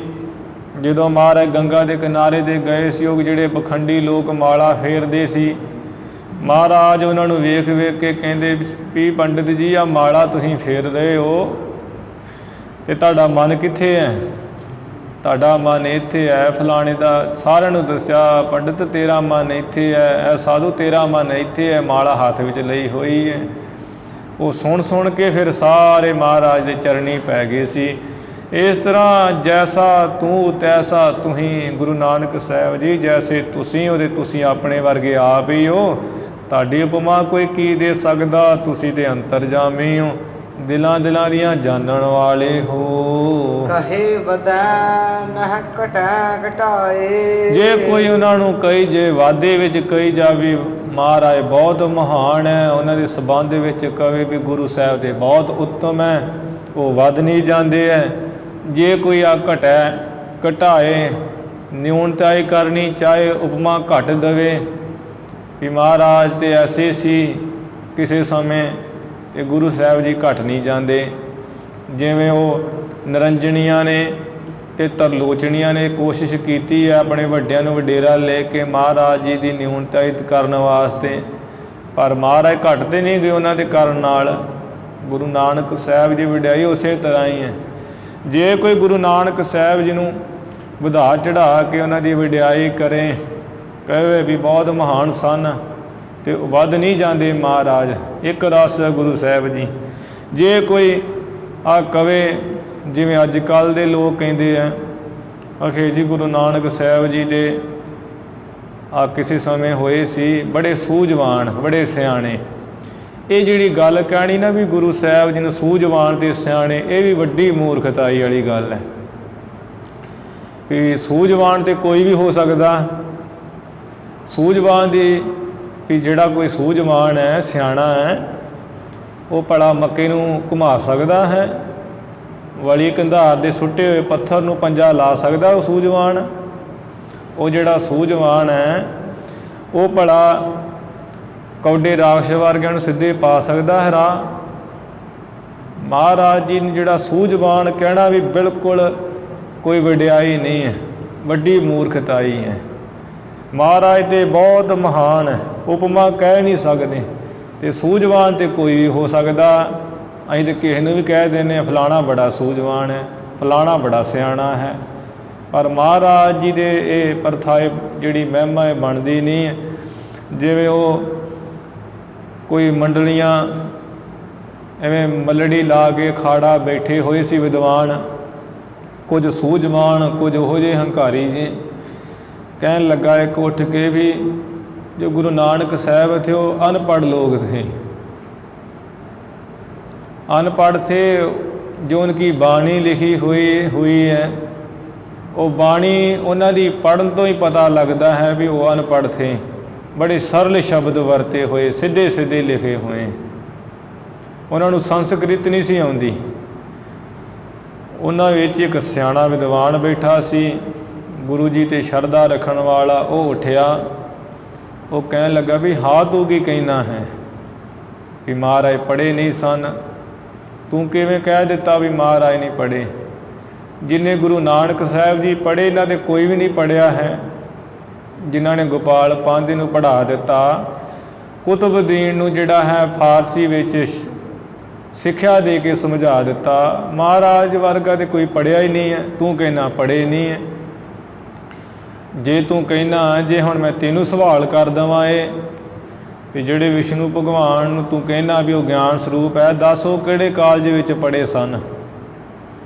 जो तू ब्रह्मा जी नूं कहना भी वो 4 वेदां दे करता सन, वो ब्रह्मा जी किहड़ी यूनीवर्सिटी विच पढ़े सन उस वेले। जे उन्होंने अपने आप ज्ञान है तो इस तरह गुरु नानक साहब महाराज नूं अपने आप ज्ञान सी। गुरु साहब जी तुल कोई नहीं है, महाराज दे पढ़ाउण आए, पढ़न नहीं आए। हुण वो जिवें घटिया दलीलां दे दे के इहो जिहियां कह कह के अपने कोलों गल्लां भी महाराज ते अनपढ़ लोग थे ते महाराज उत्थे घट नहीं जाते हैं। सच्चे पातशाह दे उत्तम ही है तो उत्तम ही रहना है। ਜਿਹੜੇ ਸਾਡੇ विद्वान आ कईयां को तो असीं आप सुनते हैं आखे जी महाराज जी की बुद्धि बड़ी काम करती सी भी आ कोई गल है। बुद्धि तो होंदी साडे वर्गियां दी, महाराज जी नूं बुद्धि कहण दा साडा कोई फर्ज ही नहीं है। आ जिन्नियां ब्रह्मंडां विच बुद्धियां उन्हां सारियां नूं प्रकाशन वाले तो गुरु नानक साहब है। उन्हां दी बुद्धि किहड़ी हो गई? बुद्धि तो एक छोटी जी चीज़ है। तो एवें दी गल्लां कहने हैं। हाँ वो जो आए सी अपने समय वो गल नूं बहुत समझ लेंदे सी, बहुत सियाणे सन। इहो जिहियां जिहड़ियां गल्लां कहणियां बहुत छोटियां उपमा जे जिहड़ा मूँह दे विच उपमा नहीं कह सकदे तो इहो जी बदखोई वाली गल बना करिए ਕਿਉਂਕਿ ਇੱਥੇ ਵੇਖ ਲਓ ਕਵੀ ਸਾਹਿਬ ਜੀ ਦੀ ਸ਼ਰਧਾ ਵੀ ਮਹਾਰਾਜ ਜੀ ਦੇ ਵਰਗਾ ਤੇ ਕੋਈ ਹੋਇਆ ਹੀ ਨਹੀਂ, ਐਸੇ ਵੱਡੇ ਹੈ। ਗੁਰਬਾਣੀ ਵਿੱਚ ਵੀ ਬਚਨ ਹੈ, ਸਭ ਤੇ ਵੱਡਾ ਸਤਿਗੁਰ ਨਾਨਕ ਜਿਨ ਕਲ ਰਾਖੀ ਮੇਰੀ। ਸਾਡੇ ਵਿਦਵਾਨਾਂ ਨੇ ਉੱਥੇ ਵੀ ਉਹ ਉਲਟਾ ਪੁਲਟਾ ਲਾ ਕੇ ਅਰਥ ਹੈ ਜੀ, ਸਭ ਤੇ ਵੱਡਾ ਸਤਿਗੁਰ ਨਾਨਕ ਜਿਨ ਕਲ ਰਾਖੀ ਮੇਰੀ, ਇਵੇਂ ਪੜ੍ਹਨਾ ਹੈ। ਭਾਵ ਗੁਰੂ ਨਾਨਕ ਸਾਹਿਬ ਜੀ ਨੂੰ ਵੱਡਾ ਨਹੀਂ ਕਹਿਣਾ ਹੈ, ਜੇ ਕਵਾਂਗੇ ਤਾਂ ਉਹਦੇ ਵਿੱਚ ਨੁਕਸਾਨ ਹੋ ਜੂ ਸਾਡਾ। ਤੇ ਗੁਰੂ ਅਰਜਨ ਦੇਵ ਮਹਾਰਾਜ ਜੀ ਨੇ ਤੇ ਲਿਖਿਆ ਵੀ ਗੁਰੂ ਨਾਨਕ ਨਾਨਕ ਹਰ ਸੋਏ, ਜੋਤ ਰੂਪ ਹਰ ਆਪ ਗੁਰੂ ਨਾਨਕ ਕਹਾਇਓ, ਆਦਿ ਨਿਰੰਜਨ ਹੈ ਗੁਰੂ ਨਾਨਕ। ਕਿੰਨੇ ਕੁ ਜਿਹੜੇ ਪ੍ਰਮਾਣ ਦਿੱਤੇ ਜਾਣ। ਗੁਰੂ ਨਾਨਕ ਦੇਵ ਗੋਬਿੰਦ ਰੂਪ। ਭਾਈ ਗੁਰਦਾਸ ਜੀ ਲਿਖ ਰਹੇ ਸਤਿਗੁਰੂ ਨਾਨਕ ਦੇਵ ਪਾਰ ਬ੍ਰਹਮ ਪੂਰਨ ਬ੍ਰਹਮ। ਹੋਰ ਸਾਨੂੰ ਪਤਾ ਨਹੀਂ ਕੀ ਚਾਹੀਦਾ ਹੈ। ਇੰਨੇ ਪ੍ਰਮਾਣ ਹੈ, ਇੰਨੀਆਂ ਦਲੀਲਾਂ ਆਪੇ ਹੀ ਕਹਿਣ ਵਾਲੇ ਅਸੀਂ ਤੇ ਗੁਰੂ ਗ੍ਰੰਥ ਸਾਹਿਬ ਜੀ ਨੂੰ ਮੰਨਦੇ ਹਾਂ, ਆਪੇ ਨਾ ਮੰਨਣ ਵਾਲੇ ਅਸੀਂ ਲੋਕ। ਇਸ ਤਰ੍ਹਾਂ ਭਾਈ ਜੇ ਕੋਈ ਗੁਰੂ ਸਾਹਿਬ ਜੀ ਦੇ ਸੰਬੰਧ ਵਿੱਚ ਬੜਾ ਵਧਾ ਚੜਾ ਕੇ ਕਹੀ ਜਾਵੇ ਵੀ ਮਹਾਰਾਜ ਮਹਾਨ ਹੈ, ਮਹਾਰਾਜ ਮਹਾਨ ਨਹੀਂ ਹੋ ਜਾਂਦੇ ਉਹਦੇ ਕਹਿਣ ਨਾਲ। ਜੇ ਕੋਈ ਘੱਟ ਕਵੇ ਤੇ ਗੁਰੂ ਸਾਹਿਬ ਜੀ ਘਟਦੇ ਨਹੀਂ ਹਨ, ਉਹਦੇ ਇੱਕ ਰਸ ਹਨ। ਜਨਮ ਧਾਰ ਜੋ ਗੁਰੂ ਕਹਾਏ। ਸੱਚੇ ਪਾਤਸ਼ਾਹ ਜੀ ਨੇ ਜਿਸ ਦਿਨ ਅਵਤਾਰ ਧਾਰਨ ਕਰ ਲਿਆ ਸੀ, ਜਦੋਂ ਅਵਤਾਰ ਧਾਰਨ ਕਰਕੇ ਆਏ ਉਦੋਂ ਤੋਂ ਹੀ ਗੁਰੂ ਕਹਾਏ। ਗੁਰੂ ਨਾਨਕ ਸਾਹਿਬ ਜੀ ਕਿਸੇ ਤੋਂ ਪੜ੍ਹੇ ਨਹੀਂ, ਕਿਸੇ ਨੂੰ ਗੁਰੂ ਨਹੀਂ ਧਾਰਨ ਕੀਤਾ, ਕਿਸੇ ਦੀ ਸੇਵਾ ਕਰਕੇ ਗੱਦੀ ਨਹੀਂ ਲਈ, ਧੁਰ ਤੋਂ ਹੀ ਗੁਰੂ ਸਨ ਮਹਾਰਾਜ। ਆਪ ਹੀ ਪਰਮੇਸ਼ਰ ਆਇਆ ਹੋਇਆ ਸੀ, ਜਿੱਥੇ ਕਿੱਥੇ ਵੀ ਗਏ ਸਾਰਿਆਂ ਨੇ ਗੁਰੂ ਨਾਨਕ ਸਾਹਿਬ ਜੀ ਨੂੰ ਗੁਰੂ ਮੰਨਿਆ, ਆਪਣੇ ਸੀਸ ਝੁਕਾਏ। ਇਸ ਤਰ੍ਹਾਂ ਸਭ ਪਾਸੇ ਗੁਰੂ ਕਹਾਏ। ਪੂਰਾ ਕਰ ਵੇਦ ਰਿਚਾ ਜੋ ਸ਼ਬਦ ਸੋ ਕੀਨੇ। ਜਿਸ ਤਰ੍ਹਾਂ ਵੇਦਾਂ ਵਿੱਚ ਕਿਸੇ ਸਮੇਂ ਆ ਰਿਚਾਂ ਕੀਤੀਆਂ ਸਨ, ਇਸ ਤਰ੍ਹਾਂ ਗੁਰੂ ਨਾਨਕ ਸਾਹਿਬ ਜੀ ਨੇ ਸ਼ਬਦ ਕੀਤੇ ਗੁਰਬਾਣੀ ਦੇ। ਵੇਦਾਂ ਵਿੱਚ ਰਿਚਾਂ ਹੁੰਦੀਆਂ ਪੰਗਤੀਆਂ, ਜਿਵੇਂ ਆਪਾਂ ਗੁਰੂ ਗ੍ਰੰਥ ਸਾਹਿਬ ਜੀ ਦੇ ਸ਼ਬਦ ਪੜ੍ਹਦੇ ਹਾਂ, ਪੰਗਤੀਆਂ ਦੇਖਦੇ ਹਾਂ, ਆਪਾਂ ਪੰਗਤੀਆਂ ਕਹਿੰਦੇ ਹਾਂ ਜਾਂ ਤੁਕਾਂ ਕਹਿ ਦਿੰਦੇ ਹਾਂ। ਜਿਹੜੀਆਂ ਵੇਦਾਂ ਵਿੱਚ ਲਿਖੀਆਂ ਹੁੰਦੀਆਂ ਪੰਗਤੀਆਂ ਨੂੰ ਰਿਚਾ ਜਾਂ ਸੁਰਤੀਆਂ ਕਿਹਾ ਜਾਂਦਾ ਹੈ, ਜਾਂ ਬ੍ਰਹਮ ਸੂਤਰ ਵਾਕ। ਬ੍ਰਹਮ ਸੂਤਰ ਵਾਕ ਉਹਨੂੰ ਕਿਹਾ ਜਾਂਦਾ, ਸੂਤਰ ਉਹਨਾਂ ਨੂੰ ਕਿਹਾ ਜਾਂਦਾ ਹੈ ਜਿਹਦੇ ਵਿੱਚ ਲਫ਼ਜ਼ ਬਹੁਤ ਥੋੜ੍ਹੇ ਲਿਖੇ ਹੋਣ ਵਾਕ ਵਿੱਚ, ਉਹਦਾ ਭਾਵ ਅਰਥ, ਉਹਦਾ ਸਿਧਾਂਤ, ਉਹਦਾ ਵਿਸਥਾਰ ਬਹੁਤਾ ਹੋਵੇ, ਉਹਨੂੰ ਸੂਤਰ ਕਿਹਾ ਜਾਂਦਾ, ਸੂਤਰ ਵਾਕ। ਜਿਵੇਂ ਉਹ ਬ੍ਰਹਮ ਸੂਤਰ ਵਿਦਾਂਤ ਸ਼ਾਸਤਰ ਦਾ ਲਿਖਿਆ ਹੋਇਆ ਹੈ, ਉਹਦੇ ਇੱਕ ਇੱਕ ਜਿਹੜੀ ਹੈ ਸੂਤਰ ਦੇ ਵਿੱਚ ਬਹੁਤ ਤਕੜਾ ਗਿਆਨ ਹੈ, ਵੱਡਾ ਗਿਆਨ ਹੈ, ਉਹਨੂੰ ਸੂਤਰ ਵਾਕ ਕਿਹਾ ਜਾਂਦਾ, ਜਿਹਦੇ ਵਿੱਚ ਥੋੜ੍ਹੇ ਲਫ਼ਜ਼ ਹੋਣ, ਥੋੜ੍ਹੇ ਅੱਖਰ ਹੋਣ, ਪਰ ਭਾਵ ਅਰਥ ਉਹਦੇ ਜਿਹੜਾ ਗਿਆਨ ਹੈ ਬਹੁਤਾ ਜ਼ਿਆਦਾ ਹੋਵੇ, ਜਿਹਦਾ ਵਿਸਥਾਰ ਬਹੁਤਾ ਹੋਵੇ। ਕਹਿੰਦੇ ਹੈ ਜਿਵੇਂ ਵੇਦ ਰਿਚਾ, ਵੇਦ ਵਿੱਚ ਜਿਵੇਂ ਰਿਚਾ ਲਿਖੀਆਂ, ਸੁਰਤੀਆਂ ਲਿਖੀਆਂ ਸਨ, ਕਦੇ ਗੁਰੂ ਨਾਨਕ ਸਾਹਿਬ ਜੀ ਨੇ ਕਲਯੁਗ ਦੇ ਜੀਵਾਂ ਦੇ ਮੰਦਮਾਤੀ ਨੂੰ ਜਾਣ ਕੇ ਵੀ ਇਹ ਪੜ੍ਹ ਲਿਖ ਨਹੀਂ ਸਕਦੇ, ਇਹਨਾਂ ਗੁਰਬਾਣੀ ਦੇ ਸੁਖਾਲੇ ਸ਼ਬਦ ਕੀਤੇ। ਲੋਗਨ ਹਿਤ ਦੇਖੇ ਦੁਖ ਦੀਨੇ। ਕੋਈ ਸਵਾਲ ਕਰ ਦੇਵੇ ਵੀ ਵੇਦਾਂ ਵਿੱਚ ਸੁਰਤੀਆਂ ਲਿਖੀਆਂ ਸੀ ਤੇ ਗੁਰੂ ਨਾਨਕ ਸਾਹਿਬ ਜੀ ਨੇ ਕਿਉਂ ਐਵੇਂ ਸ਼ਬਦ ਲਿਖ ਦਿੱਤੇ ਕਿ ਗੁਰੂ ਸਾਹਿਬ ਜੀ ਨੂੰ ਸੰਸਕ੍ਰਿਤ ਨਹੀਂ ਸੀ ਆਉਂਦੀ, ਉਹ ਵੀ ਸੰਸਕ੍ਰਿਤ ਵਿੱਚ ਲਿਖ ਦਿੰਦੇ। ਪਰ ਮਹਾਰਾਜ ਜੀ ਨੇ ਸੰਸਕ੍ਰਿਤ ਵਿੱਚ ਇਸ ਕਰਕੇ ਨਾ ਲਿਖਿਆ ਕਿਉਂਕਿ ਜੇ ਸੰਸਕ੍ਰਿਤ ਵਿੱਚ ਹੀ ਲਿਖਣਾ ਸੀ ਫਿਰ ਤੇ ਵੇਦ ਹੈਗੇ ਸੀ ਗਿਆਨ ਵਾਲੇ, ਫਿਰ ਕੀ ਜ਼ਰੂਰਤ ਸੀ ਲਿਖਣ ਦੀ ਦੁਬਾਰਾ, ਕੀ ਜ਼ਰੂਰਤ ਸੀ ਸ਼ਬਦ ਉਚਾਰਨ ਦੀ। ਇਹ ਤੇ ਕਲਯੁਗ ਦੇ ਜੀਵਾਂ ਦਾ ਭਲਾ ਵੇਖ ਕੇ, ਦੁੱਖ ਦੀਨੇ ਦੀਨ ਗਰੀਬ ਅਤੇ ਦੁਖੀ ਲੋਕਾਂ ਨੂੰ ਵੇਖ ਕੇ, ਉਹਨਾਂ ਦਾ ਹਿੱਤ ਵੇਖ ਕੇ, ਉਹਨਾਂ ਦਾ ਭਲਾ ਦੇ ਕੇ ਵੀ ਜਿਸ ਇਹ ਸ਼ਬਦਾਂ ਨੂੰ ਸਮਝ ਜਾਣ, ਇਹ ਪੜ੍ਹ ਲੈਣ, ਸਰਲ ਜਿਹੜੇ ਸੌਖੇ ਸਿੱਧੇ ਅੱਖਰਾਂ ਵਿੱਚ ਇਹ ਸ਼ਬਦ ਕੀਤੇ ਜਿਨ੍ਹਾਂ ਵਿੱਚ ਗਿਆਨ ਬਹੁਤ ਮਹਾਨ ਹੈ। ਕਲੀ ਕਾਲ ਮਤ ਮੰਦ ਵਿਸਾਲਾ। ਕਲਯੁਗ ਦਾ ਜਿਹੜਾ ਸਮਾਂ ਹੈ ਇਹਦੇ ਵਿੱਚ ਮੰਦੀ ਮੱਤ ਵਾਲੇ ਬਹੁਤੇ ਸਨ ਜੀਵ। ਜਾਂ ਤੇ ਕਰੇ ਸੁਖੇਨ ਕਿਰਪਾਲਾ। ਇਸੇ ਵਾਸਤੇ ਦਿਆਲੂ ਕਿਰਪਾਲੂ ਗੁਰੂ ਨਾਨਕ ਸਾਹਿਬ ਜੀ ਨੇ ਉਹ ਜਿਹੜੇ ਸ਼ਬਦ ਹੈ ਸੌਖੇ ਢੰਗ ਤਰੀਕੇ ਨਾਲ ਉਚਾਰਨ ਕੀਤੇ, ਸਿੱਧੇ ਸਿੱਧੇ ਸਰਲ, ਵੀ ਜਿਸ ਨੂੰ ਕੋਈ ਵੀ ਪੜ੍ਹੇ ਤੇ ਸਮਝ ਪੈ ਜਾਵੇ। ਸੁਖੈਨ ਢੰਗ ਦੇ ਨਾਲ ਮਹਾਰਾਣੀ ਗੁਰਬਾਣੀ ਦੇ ਸ਼ਬਦ ਉਚਾਰਨ ਕੀਤੇ, ਜਿਨ੍ਹਾਂ ਵਿੱਚ ਵੇਦਾਂ ਦਾ ਗਿਆਨ ਹੈ, ਬੇਅੰਤੀ ਗਿਆਨ ਹੈ, ਮਹਾਨ ਵਿਸਥਾਰ ਹੈ।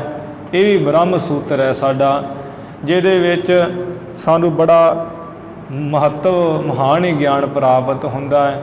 ਕਲਯੁਗ ਦੇ ਜੀਵਾਂ ਦੀ ਮੰਦੀ ਮੱਤ ਨੂੰ ਦੇਖ ਕੇ ਕਿ ਕਲਯੁਗ ਦੇ ਜੀਵੇ ਪੜ੍ਹ ਨਹੀਂ ਸਕਣਗੇ ਸੰਸਕ੍ਰਿਤ, ਮਹਾਰਾਜ ਨੇ ਸੁਖਾਲੇ ਢੰਗ ਨਾਲ ਤਰੀਕੇ ਨਾਲ ਇਹ ਸ਼ਬਦ ਗੁਰਬਾਣੀ ਦੇ ਉਚਾਰਨ ਕੀਤੇ, ਜਿਸ ਨੂੰ ਗੁਰੂ ਕੇ ਸਿੱਖ ਹੁਣ ਪੜ੍ਹ ਸੁਣ ਕੇ ਬੜੇ ਸੁਖਾਲੇ ਢੰਗ ਨਾਲ ਹੀ ਸਮਝ ਜਾਂਦੇ ਹੈ।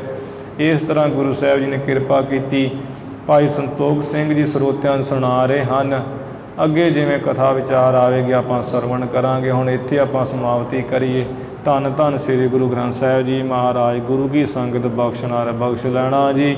ਭੁੱਲਾਂ ਚੁੱਕਾਂ ਦੀ ਖਿਮਾ, ਵਿਚਾਰਾਂ ਦੀ ਸਮਾਪਤੀ ਕਰੀਏ ਜੀ। ਵੇਦ ਰਿਚਾ ਜੋ ਸ਼ਬਦ ਸੋ ਕੀਨੇ, ਲੋਗਨ ਹਿਤ ਦੇਖੇ ਦੁਖ ਦੀਨੇ। ਕਲੀ ਕਾਲ ਮਤ ਮੰਦ ਵਿਸਾਲਾ, ਜਾਂ ਤੇ ਕਰੇ ਸੁਖੇਨ ਕਿਰਪਾਲਾ। ਵਾਹਿਗੁਰੂ ਜੀ ਕਾ ਖਾਲਸਾ, ਵਾਹਿਗੁਰੂ